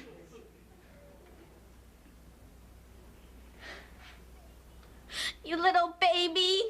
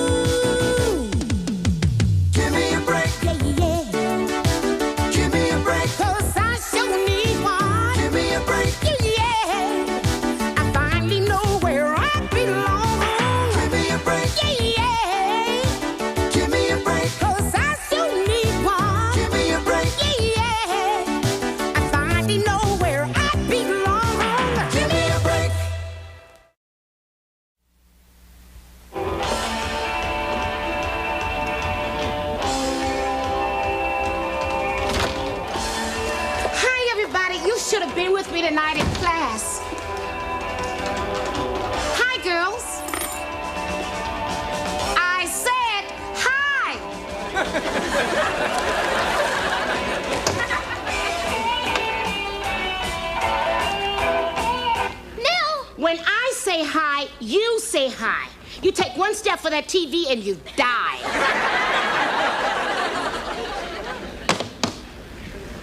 Hi! No, you can deafen a person that way. If the Go-Go's and the Banana Ramblers couldn't do it, I certainly can't. Where's everybody? Upstairs. Except for Joey. He's in the kitchen doing his homework. Okay.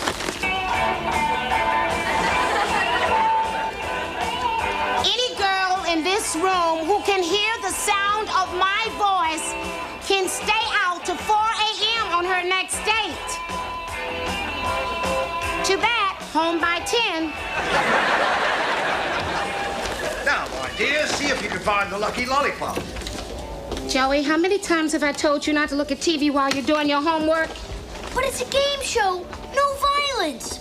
It's just the kind of show a kid my age should watch. Nobody should be watching Richard Dawson kiss a blue-haired old lady. You know, I am tired of this. This has to stop. Come on in the living room. We're having a family meeting. Not another family meeting. I'll do my homework. I'll take out the garbage. Anything, but no family meeting. Move it. Move it.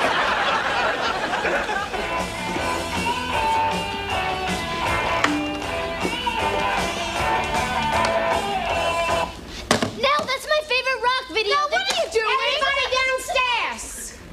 Everybody upstairs, downstairs. Julie Koniski, Grandpa Koniski, Carl Koniski, come on down. Why all the commotion? Sit. I was watching a Charlie Chan movie. Sit. What's going on? We are going to have a family meeting. Whoa. You take one more step and I won't feed you for a week. Well, a man's got to eat. Now, why do we have to have a family meeting? This is the third family meeting this week. Yeah, Daddy, you're the one who should be calling these meetings. You're the head of the family. Wait a minute, Julie. Let's get something straight here. This is your father. I am the head of this family. Now sit! Sit!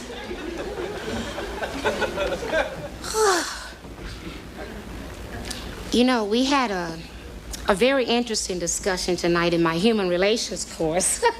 Sit down. I'm not through talking to you. Hurry it up now, will you? I can just catch the end of the Charlie Chan film. Now, that's what we were talking about. How television is destroying the family life. It brought Charlie and his #1 son closer together. Just like us, Nell. Pop and I are never closer together than when we're sitting right there on that sofa watching Monday Night Football. Chief, aren't you ashamed to admit that your entire father-son relationship is based on AstroTurf? No. Eating over now? Well. I never thought that these eyes would live to see the total destruction of the Kaniski family. Well, now that the family's destroyed, can we go? See? A typical night with the Kaniskis, and there are 6 members in this family looking at 5 different TV sets. Nell, we happen to be a typical nuclear family. And your meetings are a bomb. Watch it, Samantha. The big one hasn't gone off yet.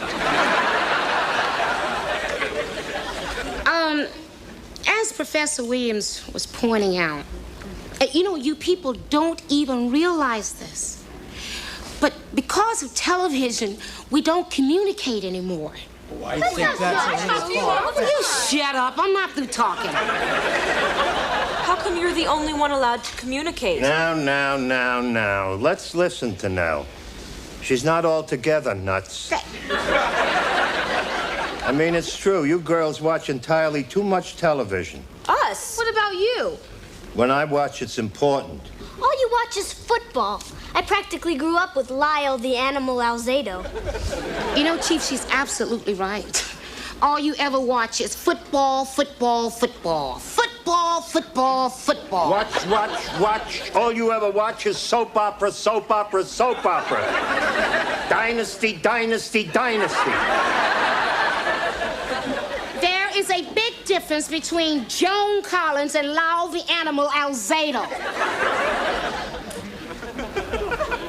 Let me put that another way. I thought you put it just fine. All right.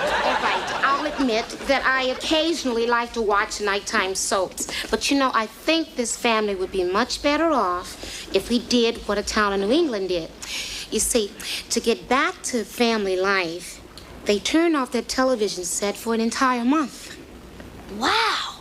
A whole town grounded for a month. A month with no TV? That's stupid. That's sick. It may be sick, but that's exactly what we are going to do. Well, I can see from your faces this isn't your typical New England family. Okay. How about a week? All in favor, raise your hand.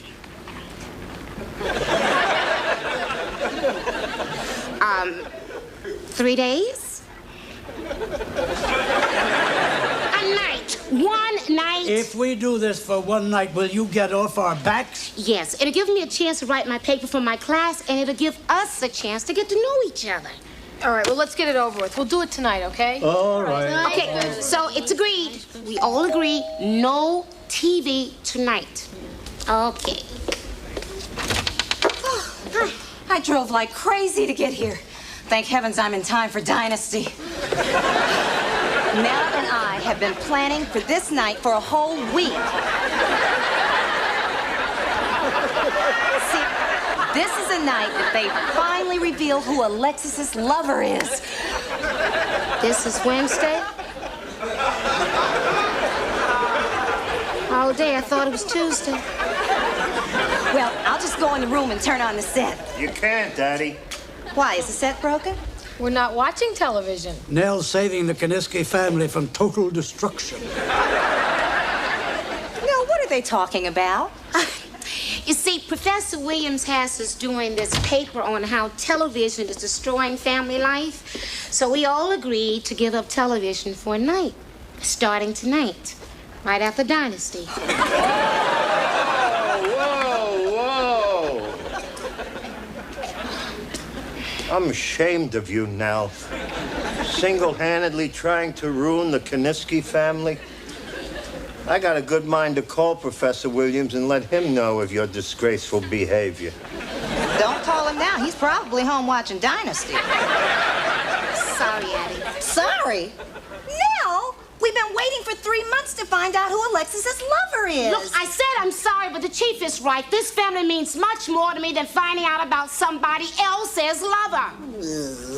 Boy, do you know how long it's gonna take me to get home? I'll probably miss half the program. There's a TV set in the appliance store on 4th Street.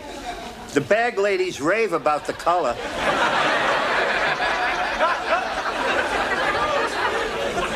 So that's it. You're not watching Dynasty. What kind of people are you?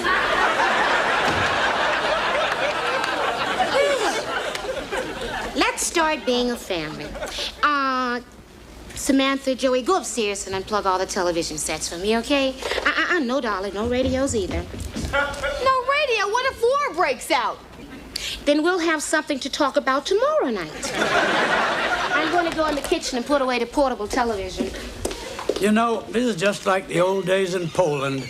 Every night we'd sit around, just talk. What'd you talk about, Pop? About how the hell to get out of Poland.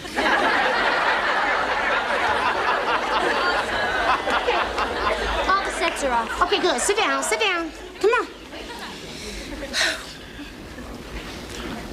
Let's talk. Now, whoever wants to start, go right ahead, okay?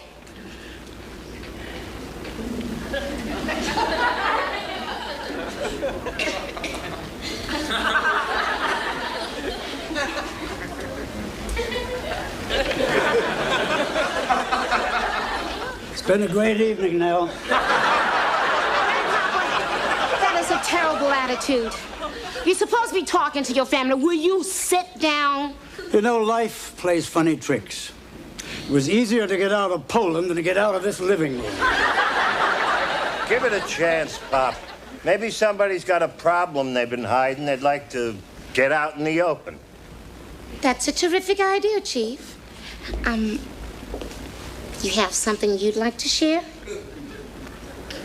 Not with you people. Come on, Chief, don't be afraid. You know, the people on Dynasty have problems all the time, but they talk about it and they get it into the open. But why talk about Dynasty and Alexis and her new lover? I have a terrific idea. Why don't I put a cherry pie into the microwave? Nothing loosens things up better than a good old cherry pie. Hey, I get a problem, but I'm kind of afraid to tell you about it. Because it's something real bad. Really bad? Yeah. Every time I think about it, I want to puke. Anybody else have a problem? Yes. If you'll excuse me.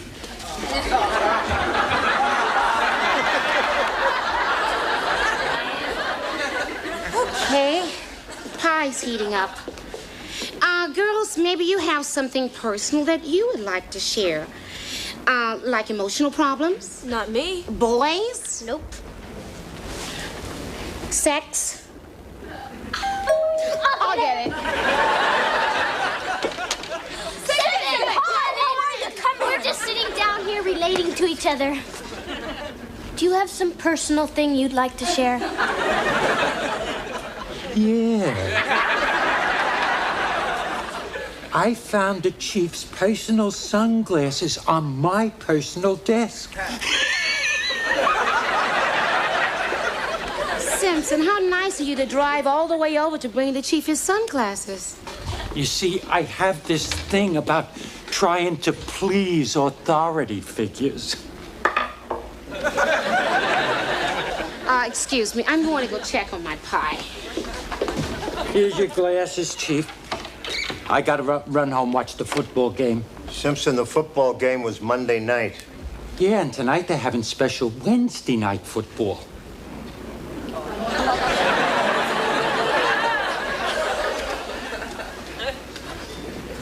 Football? Tonight? It's a biggie.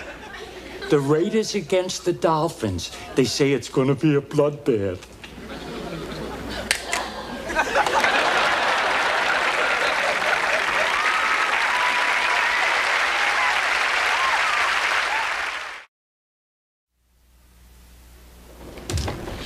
Well, the pie is heating up. Is something wrong, Chief? When I told him there was a football game on TV tonight, he broke his glasses and everything.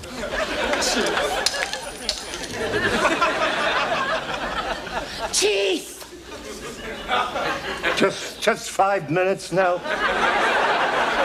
2 minutes. One play, a beer commercial.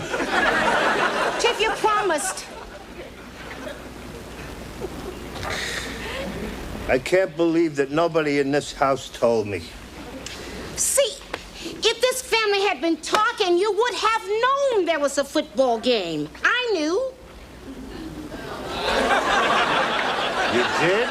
Yeah, the Raiders are a 3-point favorite. I took the points. Oh, all right. I suppose if you're willing to give up Dynasty, I can give up Marcus Allen. Well, I gotta go home and watch the bloodbath. Have a good time, Simpson. Yeah. You want me to call you at halftime, Chief, and give you the score? No, I'll be here communicating with my family. Here's the plan. You go straight to the nearest phone. Call me. I thought you told me not to. That was Fennell. Call me right away. Tell me there's an emergency. An axe murderer is on the loose. There's an axe murderer on the loose?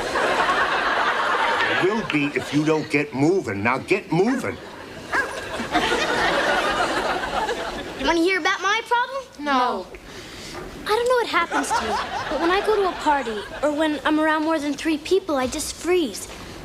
I suddenly can't think of anything to say. I feel like such a jerk. Don't worry about that, Sam. It's just that you're 15. You're at that gawky, uninteresting, boring age. Were you that way at my age? No. Listen, you guys, I found that you really don't have to talk to communicate at a party. I mean, there's really a lot you can do with body language. If I had your body, Katie, I'd never shut up. Well, the pie is still heating up. Aw, you look at my kids. You're sitting here communicating. Hey, it's like being a family again. I'll get it. Hello. Yeah, hi, Nell. Could you tell the chief we got an emergency? There's an axe murderer on the loose, and we need him right away. That's terrible. Anything else? No, that's all the chief told me to say.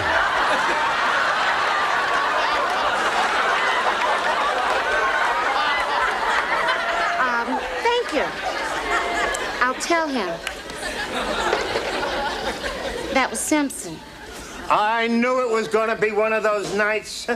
When you've been a cop as long as I have, you learn to smell trouble. That's not the only thing that smells. Huh? You put Simpson up to calling you.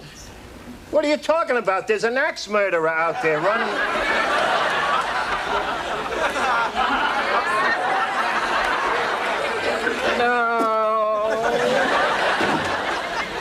Did you really think you were going to leave this house to go see a football game? Football. Special game, Raiders and Dolphins. It's gonna be a bloodbath.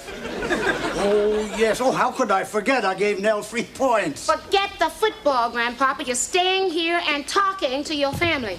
Well, then I better hear what they've got to say. I'll get my new hearing aid.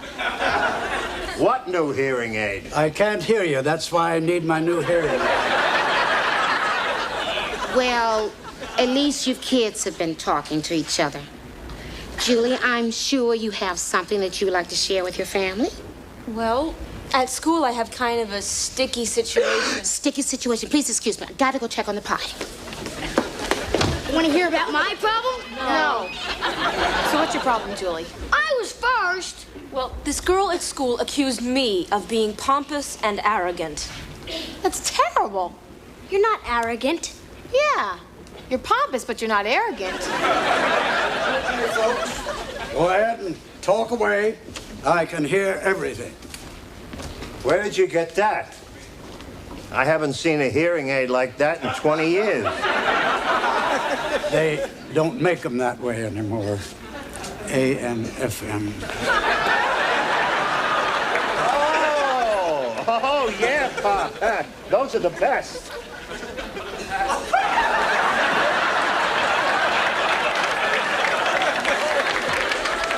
Well, the pie is still...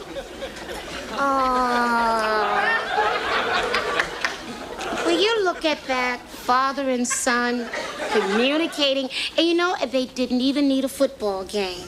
Nell, would you get us a couple of beers? Sure. And while I'm there, I'll just check on the pie again. Daddy, do you have something you'd like to share with us? Yes. Grandpa? Pass. Then it's up to you, Katie.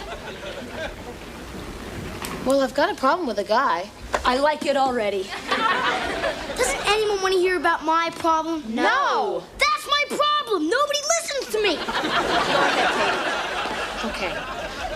You know I've been going out with Mike. That bum. You haven't even met him yet, Dad. Anyway, we were talking the other night, and he started saying things like... Katie's going to tell us about a problem she has with a guy. They don't want to hear about my problem. Neither do I. Go ahead, Katie. He's wide open. What did you say? I said open. Open. Why don't you open the beer? It is open. Oh, thanks. You're welcome. Go ahead, baby. What did you say? Okay. Well, you know that Mike and I haven't been going out for very long, but... Well, it's getting kind of heavy, and... I think he wants me to move in with him. Go for it. All the way, baby.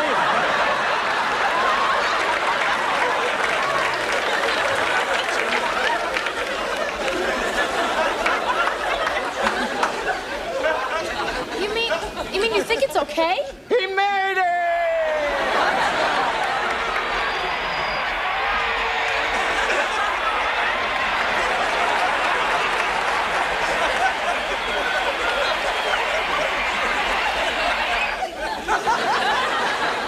You two have been listening to a football game? Well, it wasn't television. You didn't hear a word these kids were saying. Telling your daughter to go for it?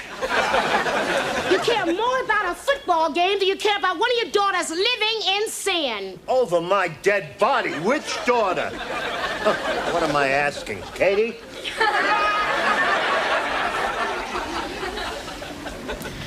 Mike Tilley wants us to... You're on your own. Share an apartment. You know, sort of live together. This is all your fault, Nell. My fault. You're the head of this family. You and your dumb ideas. You turn off the TV for one night, and all you hear is smut about your family. I knew if I brought this up, he'd go through the roof. Well, you can't blame Oh, him. shut up, you pompous, arrogant wimp. Oh, don't be silly, Katie. He can't be pompous, arrogant.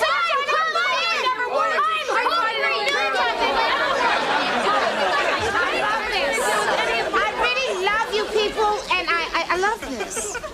I love seeing my family interrelate, communicating. I mean, isn't this much better than watching TV? You and your dumb class. Well, so this is the thanks I get for trying to bring this family together. Well, I want you to know I am still writing my paper, but I am naming names. And you know what my conclusion will be? That the Koniskis could only last for 13 minutes. 13 minutes without TV. This family is a disgrace to the American way of life. Hey, guys, guess what? There's no cherry pie in the microwave. Joey? There isn't? Nope. There's a portable TV in the microwave. Hey, I just saw Joan Collins kissing some guy. Chief, wait a minute. It's not like Joan does it every weekend, you know. Hey, listen to me, kids. Just in time for the Wall Street report. I know you'll listen to me, because, see, you've always been my favorite. Who wants to talk to you people anyway?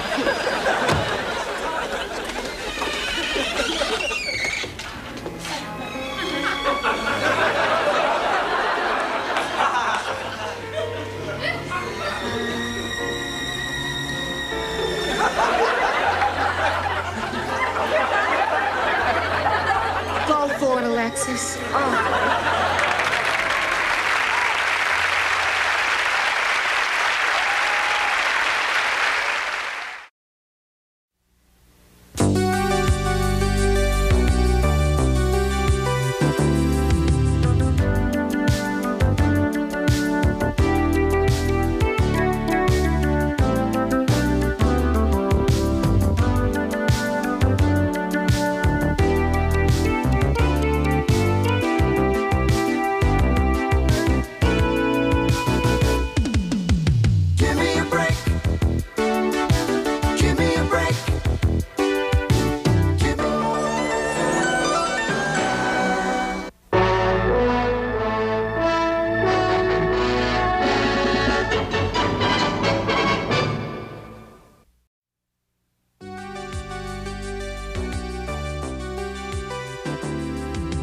Give me a break, now I know what it takes. I'm putting a new face on the old one, ready for anything. Playing with fate, not a moment too late. Showing the whole world nothing can get me down. Ooh, give me a break, yeah. Give me a break, 'cause I sure need one. Give me a break, yeah. I finally know where I belong. Give me a break, yeah. Give me a break, 'cause I sure need one. Give me a break, yeah. I finally know where I belong. Give me a break.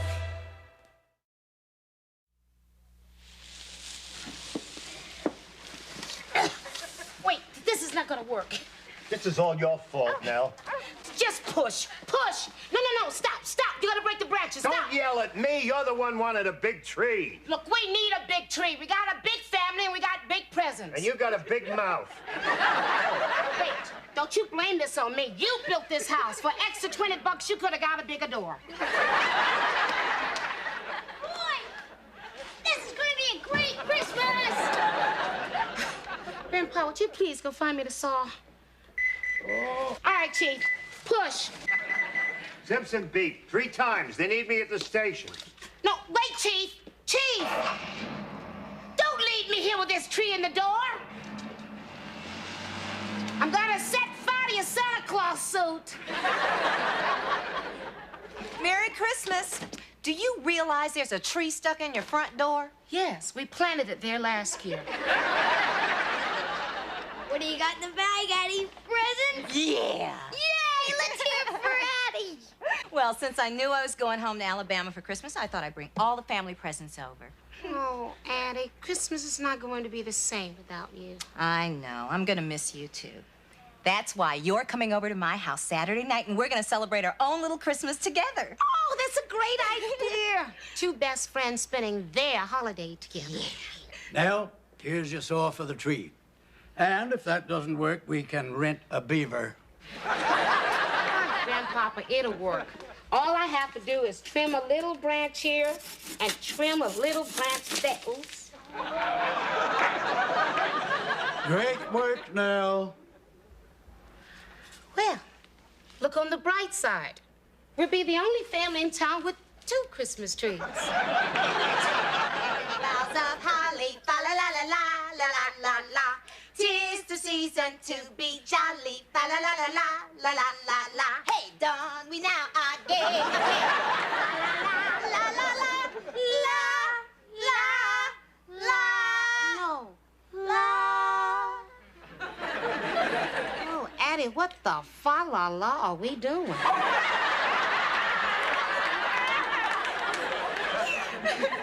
What we're doing is sharing the Christmas spirit. And you know something? I got the spirit. I got the spirit, and I got it big. Presents. Come on, presents. Okay, you gotta open mine first. No, mine first. Open mine. Okay. I'll open. You know what? This reminds me of little girls in Alabama. Oh. Yeah. Do you remember the first present I ever gave you? Of course I remember. It was a box of Crayolas. I remember because the magenta was missing. Magenta was my favorite color. Open the present. Come on. I told you I was gonna. Oh, you're getting on my nerve. You're making me sick. I said I'm gonna open the stupid thing. Oh, this is beautiful. Oh, such a pretty Christmas scene. It's a music box. I bet I know what it plays. Silent Night, right?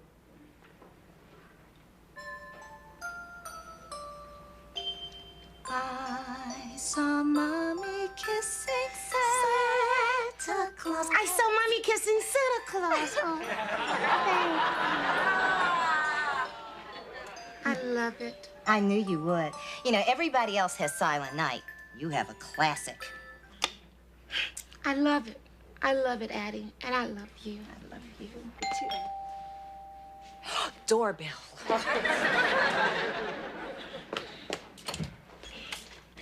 Hi, I'm Dennis Hawkins, your new neighbor.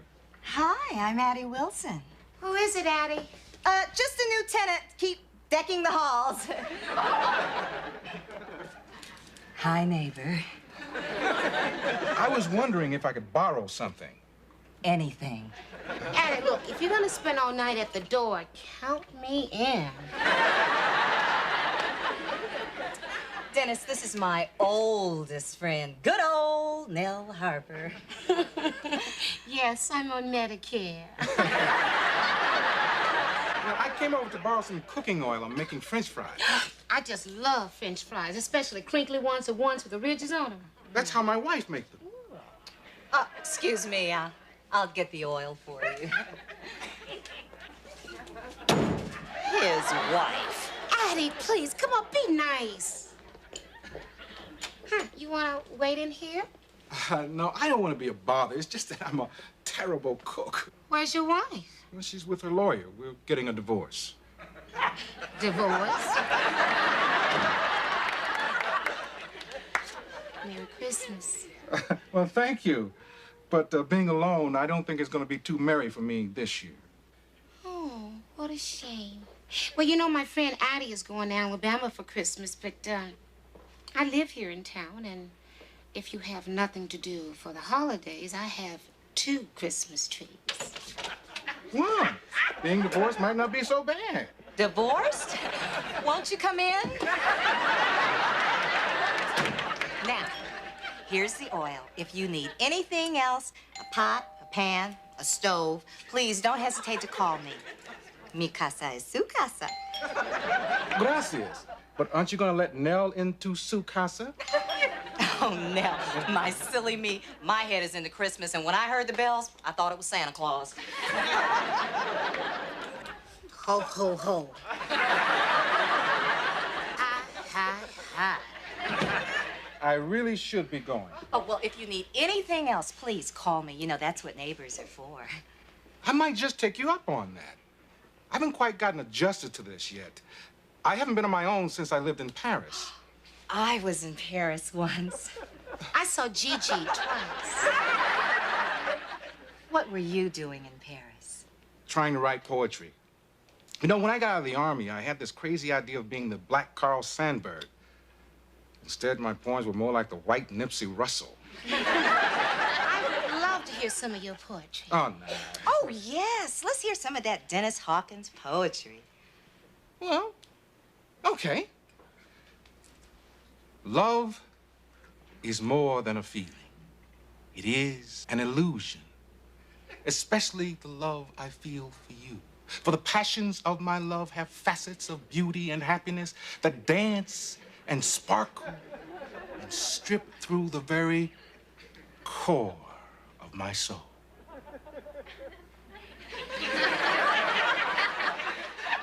For you are my life, my love, my fantasy.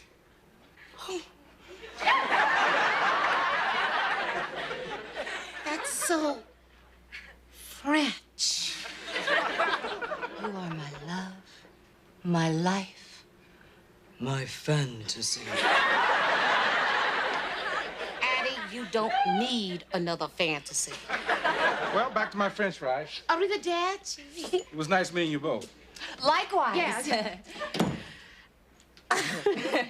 Well, back to decorating the tree. Yeah, you know, Addie, I really love decorating the tree. Oh, me too. I am enjoying this so much. Yeah.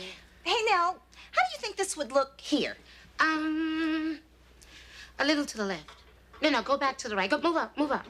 Now, that's Okay. perfect. You know, Addie, this is so nice. Oh, so nice. Yeah, just the two of us together. Just the two of us together. Let's invite him to dinner.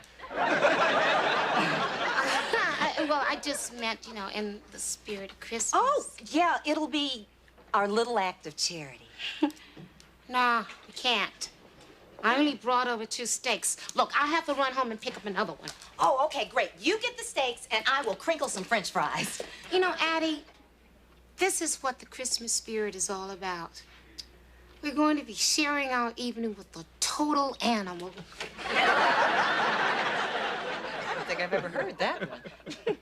You know, I can't tell you how much I appreciate you and Nell sharing your Christmas dinner with me. Oh, that's okay. In fact, Nell should be back any minute with the steak.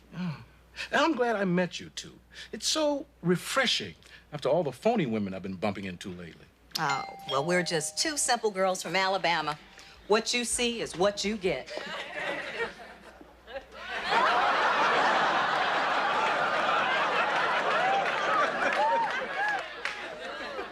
Merry Christmas, everybody. I thought you went home to get a steak. Steak?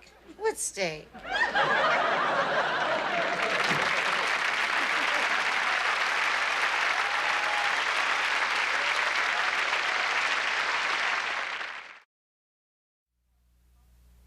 It was so clumsy of me to spill my coffee on Nell's dress. Well, it was just some freak thing. You know, I never saw a cup fly across the room like that. Well, Nell's used to it. You know, when you have 4 children to take care of, you get stuff spilled on you all the time. Nell has 4 children? Oh, yeah. Cute little boy and 3 big girls. Somehow I didn't think she was married. Oh, she's not now. She's living with a cop. Well, I think it's dry now. Fortunately, this is not one of my better dresses. You know, this meal was some treat. Oh, did you have enough? Oh, yeah, those 2 steaks were plenty. You two hardly ate anything. Well, Dennis, I have a surprise for you. The pièce de résistance. A pièce of mince pie. Ain't she a darling? You two are very lucky. Good friends are hard to come by. Oh, yes, we're very fortunate. She accepts the 1 or 2 little things that are wrong with me, and I accept her big problem. Problem? What problem? Oh, nothing. I really shouldn't have said anything. What a beautiful gold lighter. If I were you, I would put my gold lighter away. Why? Well, I really shouldn't have brought it up, but is your ring on tight? Wait a minute, are you telling me that Addie is a thief? A kleptomaniac is not a thief. I shouldn't have left that out. She's a kleptomaniac? Yeah, but she's in therapy. I personally take back all the magazines she steals from the psychiatrist's office. The pilot light went out in the oven. Dennis, may I borrow your lighter?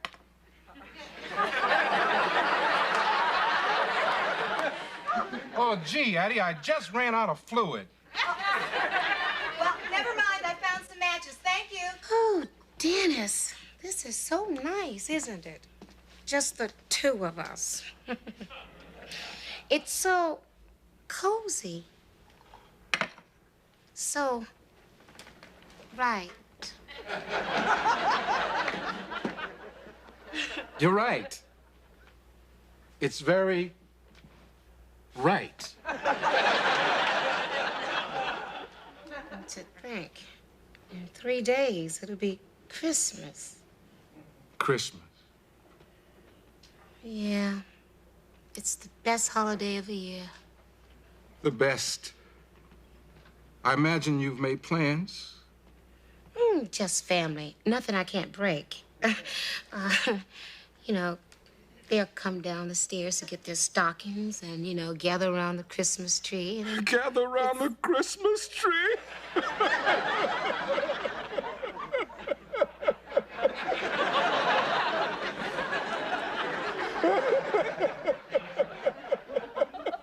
This will be the first Christmas my wife and I won't spend together. Here it comes, everybody. Hot mince pie. Good grief, Nell. What did you say to him? It's not her fault. I'm sorry. I should have been behaving this way. I'm ruining everyone's evening. not like that dress is. It's just that I have to realize it's over between her and I. Oh, you poor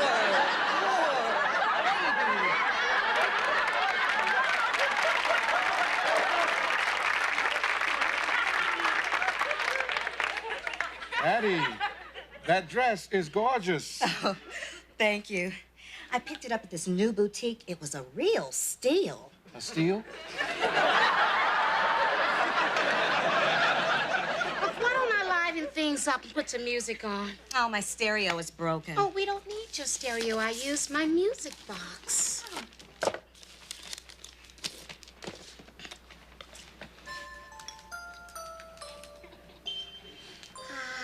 I saw Mommy kissing Santa Claus. I haven't heard that song in years. It's a real classic. Good, let's dance.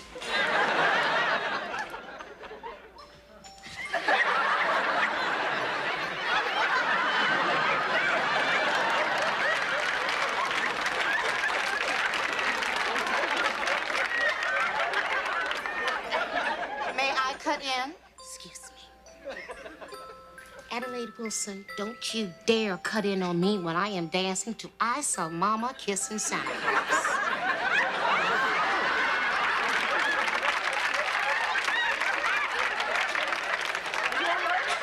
She just probably broke her dress. Thank you. Now, may I speak to you in the kitchen? I need someone to help me whip the cream for my pie. Dennis, would you please excuse me? Dennis, would you please excuse me? I'm going in the kitchen to do a little whipping.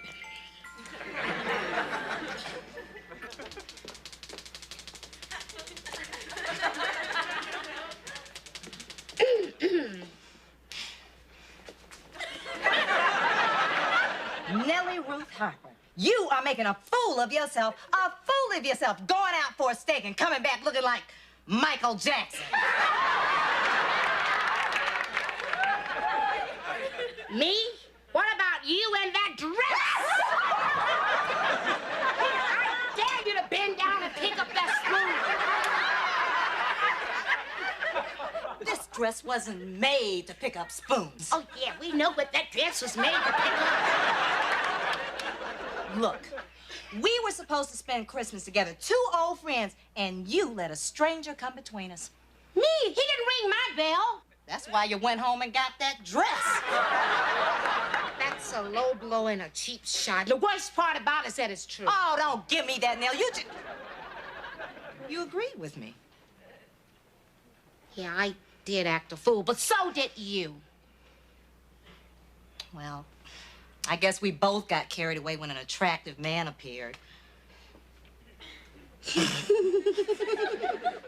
Silly, isn't it? I mean, two women dressed like us can get anybody. Oh, no. I'm sorry. I want the evening to be what it was meant to be. Friendship and love. Oh, Eddie, I'm so sorry. Yeah, I didn't even give you your Christmas gift yet. Well, I know I like my gift, but Our being together is the only gift I need. Merry Christmas now. Merry Christmas, Andy.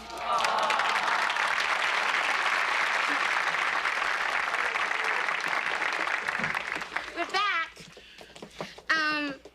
You want to sing some Christmas carols? Oh, yeah, that'd be great. You're so nice to include me in. You know, that cop you live with is one lucky guy.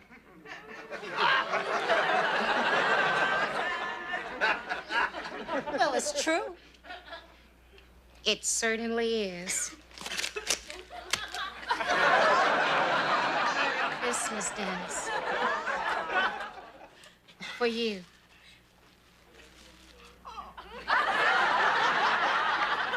I hope you like it. It's, well, thank you, Nell. You know, when I came over here to borrow some cooking oil, I never thought I'd end up with a beaded bag. Well, wait until you see my gift. I can't wait. Your gift.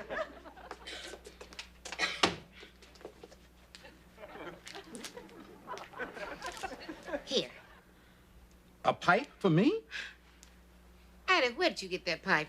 I picked it up for a friend who gave up smoking. Picked it up?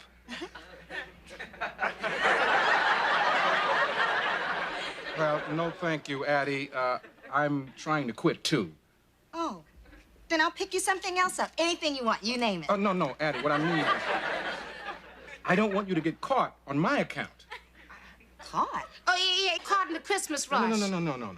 Listen, Nell told me about your problem. Stick with your therapy. Kleptomania can be cured.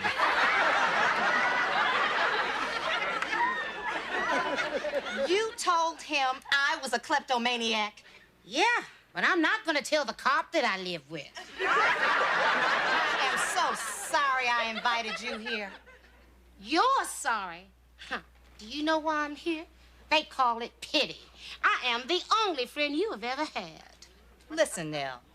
I have lost friends because they knew I knew you. Well, listen, Adelaide Wilson, I have been your best friend since we were 9 years old, and I didn't like you then, and I don't like you now. You are a kleptomaniac. You stole my Crayolas. Well, wait till you see what I'm stealing this Christmas. You know what, Adelaide Wilson? I don't need you. I don't need your friendship. I don't need your stupid Christmas gift. And, but most of all, I don't need it.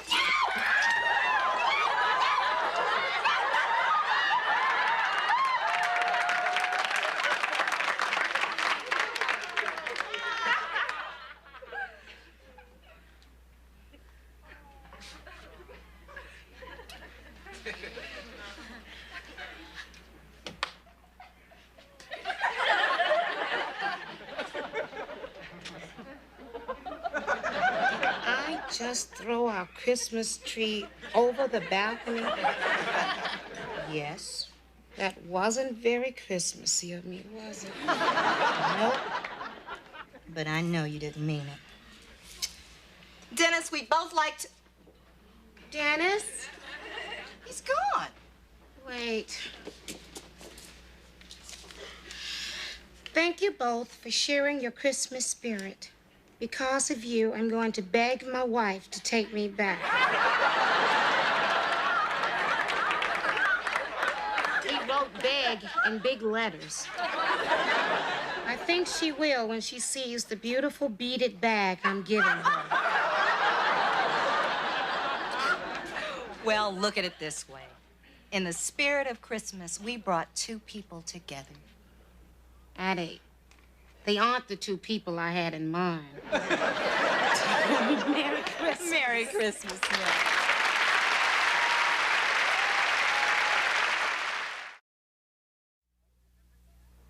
Do you remember that?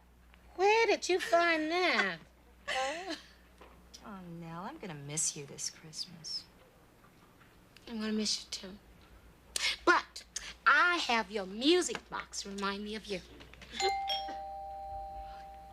Get it.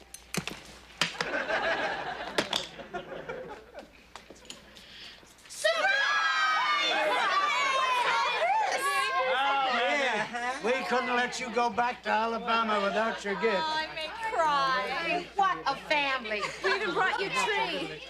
Yeah.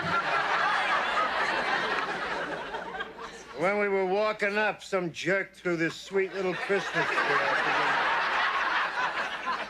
tree. This is a weird neighborhood. I saw a guy walking down the street just now. He was carrying a beaded bag.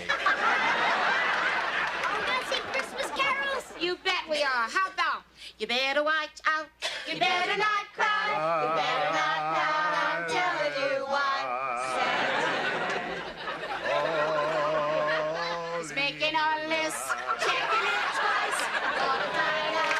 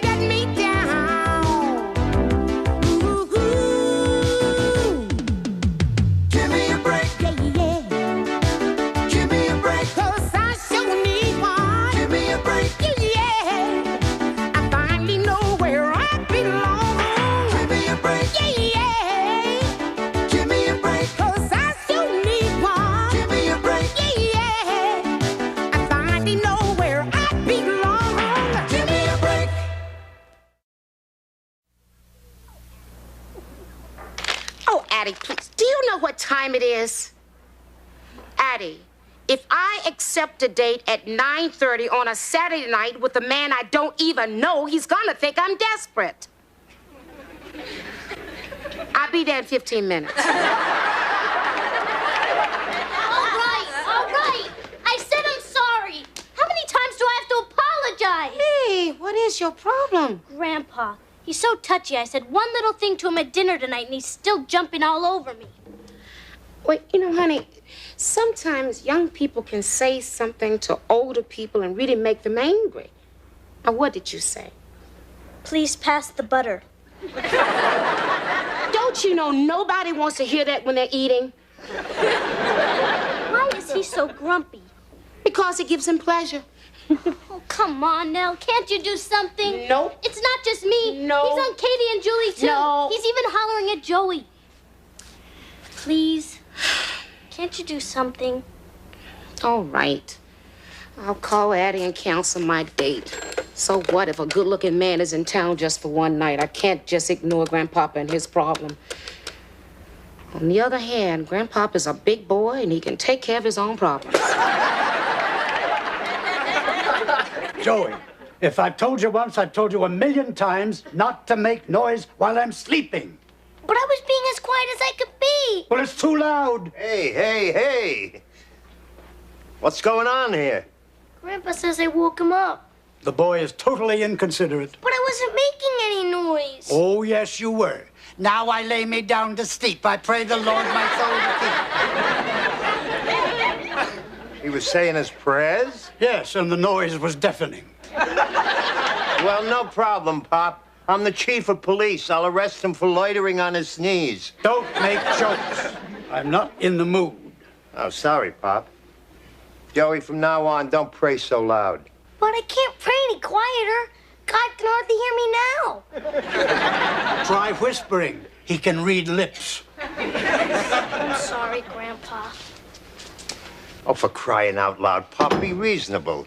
This is Joey's room, too, you know. I was here first. As I remember, you're the one wanted the kid to move in with you. I didn't know he was a religious fanatic. Pop, you're bending yourself all out of shape for nothing. Oh, look who's here. The butter freak. Pass the butter, pass the butter. Your cholesterol count must be in the millions. How could it be? You never did pass the butter.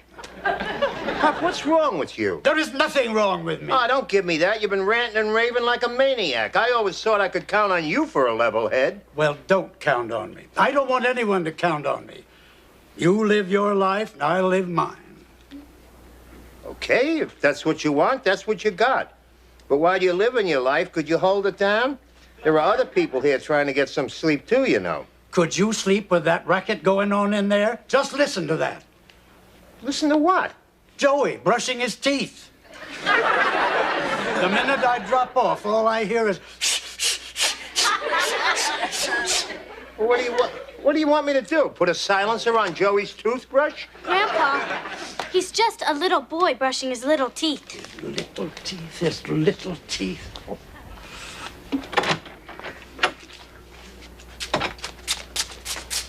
Look at the size of this kid's teeth. Just look.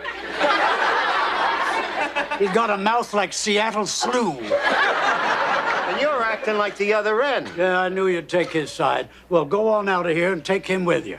Gee, Grandpa, I'm sorry I made so much noise. I promise I'll never brush my teeth again as long as I live.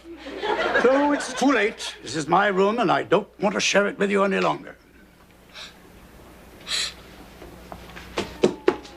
All right, Pop, that's it. I was trying to spare you this, but you brought it on yourself. Samantha, get Nell. She's a date. She's getting dressed. All right, will you just wait until Nell gets dressed? I'm going to tell her everything you said about Joey. What's all the yelling about? Yeah, what's going on? Why should that concern you? Because we live here. Ha! That's a lad. You girls use this house only to change your clothes for your next date and leave me stuck as a babysitter. I'm not going out tonight. Neither am I. I'm staying home. Well, how do you like that?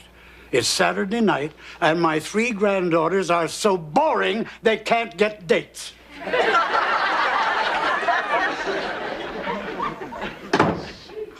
I can't believe he actually threw Joey out of his room. What? Why is he so angry? Beats me. I felt great when I threw you out of my room. Where's your grandfather? He's in the bathroom. Okay, you're lucky. Nell's still getting dressed. But you're going to listen to me. And you're going to listen to me good. Grandpa threw me out of his room. Oh, honey, he didn't mean to. He's just probably having a bad day. He doesn't like me anymore. Come here, baby. That's not true. Grandpa loves you very much. You know what? I'm going to get the chief to talk to him. He'll listen to the chief, okay? Blow it out your ear, Carl. Yeah, no. Can you get somebody else to talk to Grandpa? Can't I go anywhere in this house without seeing this kid? Look, it's Saturday night. Why doesn't he hang out on some street corner like a normal kid? No, Grandpa, I'm going to get the chief to talk to you. Yeah, he already did, and I cut him out of my will. Grandpa. Nobody tells me what to do. And I want to warn you, Nell, one more word from you, and you're out of my will. You can kiss my Philco radio goodbye. Stubborn old goat. I heard that. You're out of the will. Okay, all right, Grandpa.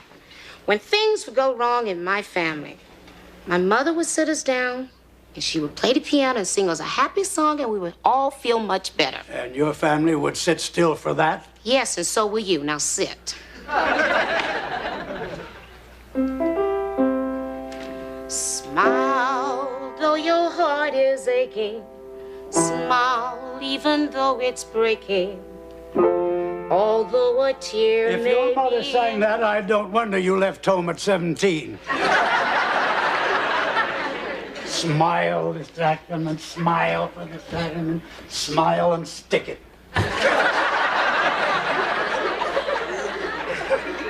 Maybe I should have done zippity-doo-dah. Well, You tried your best, Aunt Nell.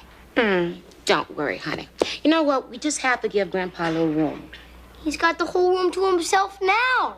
But no. That's not what I mean. You see, everybody has their problems, and, they have to work on them. Grandpapa has to work on his problems, and I got to work on my problem. What's your problem? My date. How do I get on a bus in this dress? Never mind. You're damn right I'm not letting up, Pop. I'm not leaving you alone until we've talked this out. No need to talk. It's over. It is? Yes. For the first time in your life, you're right. I am? Yes. I've upset everybody, and I want to apologize to you, son. You do? Yes. I promise I won't make any more trouble. You won't? No. The least I can do is stay out of your way. Oh, come on, Pop. You're not in the way. It's just that with 7 people in the house, we've got to get along together. 6. I'm leaving. Leaving? Where would you go? To a retirement home. Pop, that's the dumbest thing I ever heard. You really believe that, son? Yes, I do. Good. Then I made the right decision.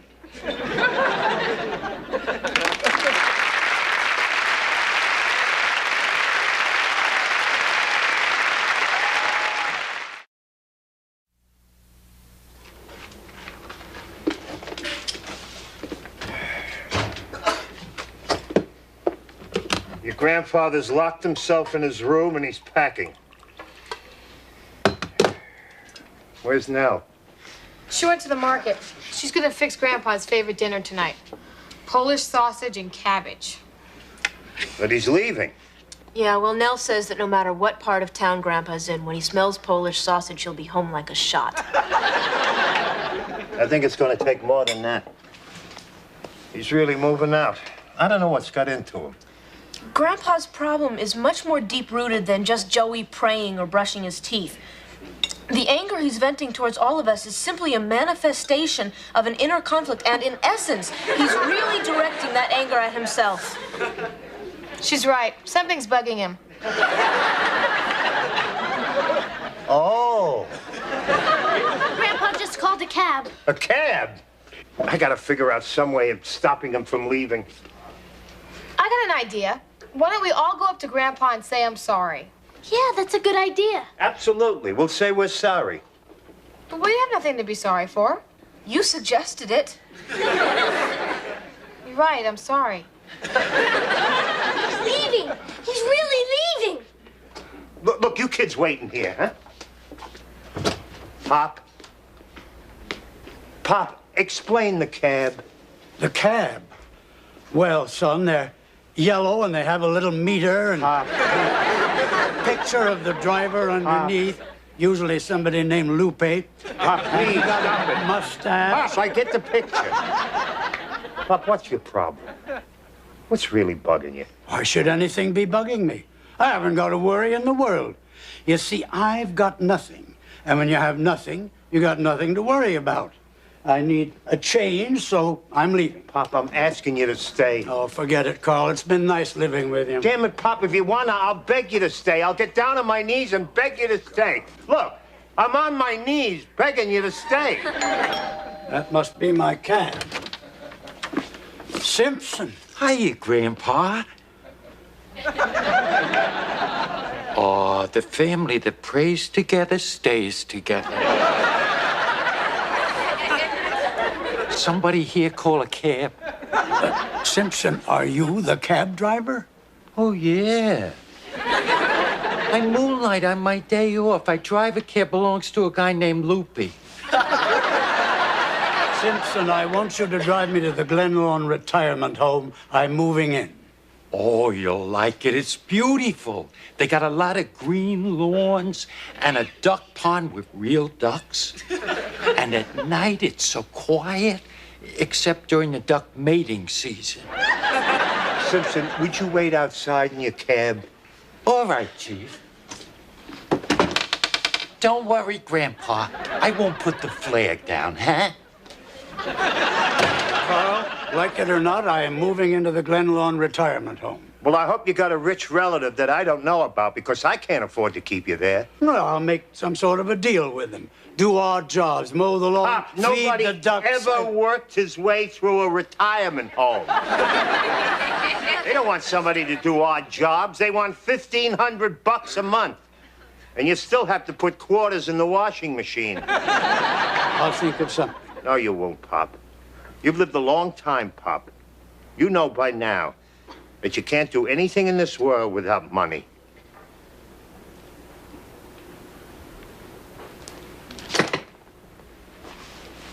I know.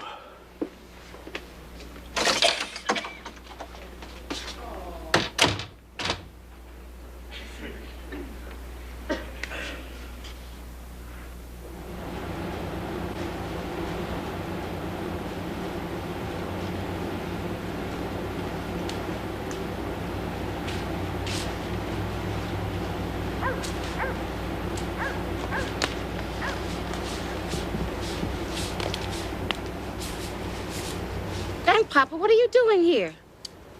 What old men do when they're failures. Sit in the park and feed the pigeons. Now, you're not a failure. Now, you stop talking that way. Oh, yes, I am a failure. I've got no more bread to feed the pigeons. Here. Now you're a success.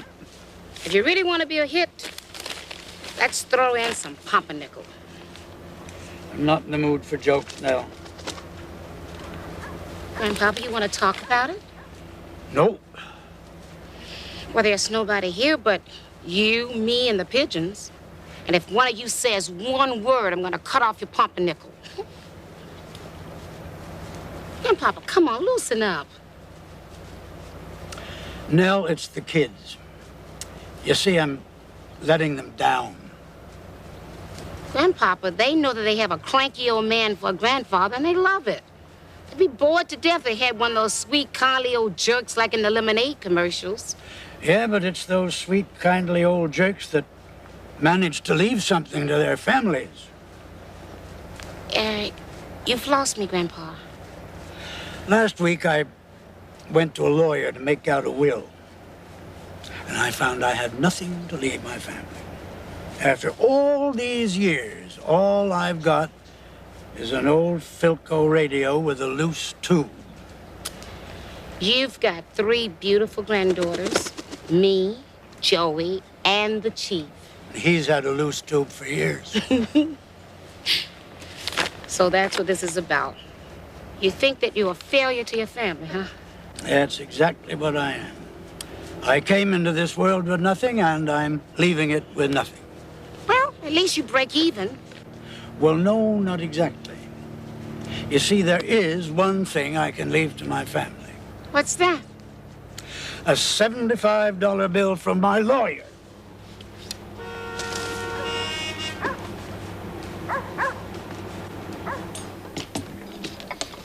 Oh, thanks, Sam. Do you want me to tell Nell you want to eat now, Dad? Oh, no, thanks. I'm too worried about Pop. He's been gone all day. This is all my fault. From now on, I'm brushing my teeth with my mouth shut.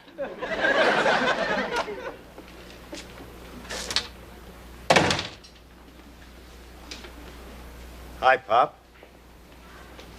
Are you back, Grandpa? Mm-hmm. Yeah. I went for a walk and got way over to the other side of town. And then, I don't know, sounds crazy. I got a whiff of Polish sausage, and here I am. Oh, we're glad to have you back. Yeah, we missed you, Grandpa. You're glad to have me back. Did Nell tell you my problem? What problem? Well, if she didn't, I better tell you myself. I found out about it at my lawyer's and can't keep it bottled up any longer. It's something I'm terribly ashamed of. Because when I came to this country as an immigrant boy, I just never figured this would happen. Grandpa, you're an illegal alien? We'll hide you in the attic. We'll never tell. They can torture us. No. I am a citizen. I voted for Herbert Hoover. Don't ask me why. What is it then? I'm a failure. I'm flat broke. I have nothing to leave any of you. Ah, that's not true. Listen, can I have your attention? I'm glad you're here for the signing of Grandpa's will. Here. What, Nell, what do you mean? No. Shut up, Grouchy, and sign this. Told you I haven't a damn thing to leave Listen, anybody. I have spent all afternoon typing this thing. Now, you better sign it. Come on.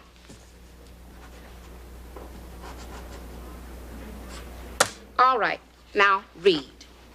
I, Stanley Kaniski, being of sound mind and body, bequeath to my friendly... No, that's supposed to be family.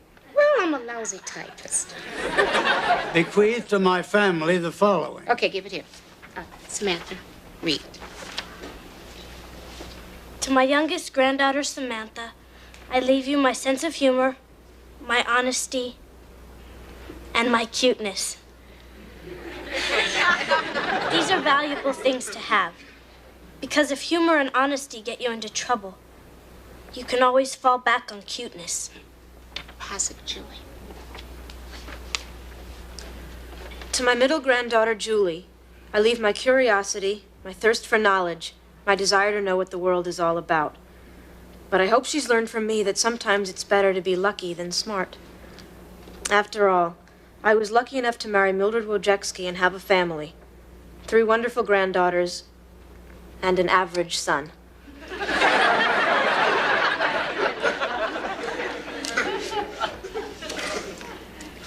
To my eldest granddaughter, Katie, I leave my free spirit and zest for life. I also leave her my ability to be accepted for what you are, to be natural, unaffected, and unselfish. I also leave her my beautiful long eyelashes. To my roommate, Joey, I leave a very messy room. I also leave my ability to treat kids like people, to never talk down to them, to listen to what I have to say, and above all, to love them and spoil them rotten. To my sin, Carl. I'm sorry, that's to my son, Carl.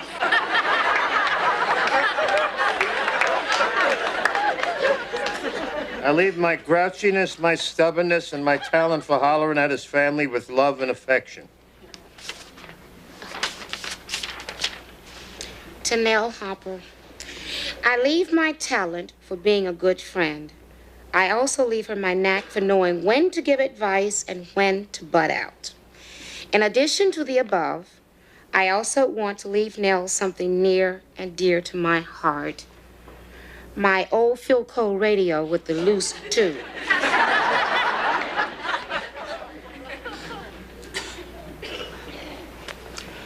Joey, you're gonna have to help me move back into our room. Right, Grandpa. Samantha, here's your butter.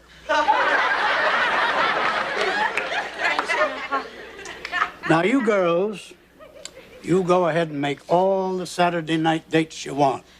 The babysitter is home.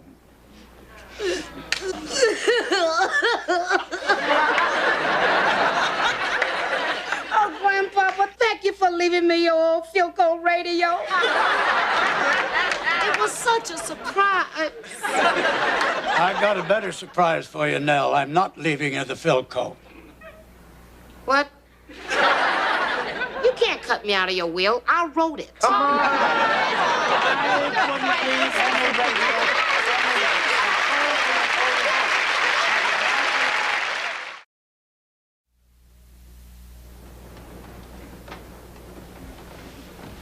Nell, is there any sausage left over? Gee, hold it down. What's the matter? Well, let's just not keep up in the noise now. I got peace and quiet with the odd couple. You're okay, huh? Oh, Chief, it was just like old times. I peeked into the room, and Grandpapa was reading Joey a bedtime story. He fell asleep right in the middle of it. Joey always falls asleep with a bedtime story. No. Grandpapa fell asleep. Well, I hope Joey doesn't wake Pop up again. I wouldn't worry about it. Joey promised that it was going to be extra quiet. There will be no noise in that room tonight. Good.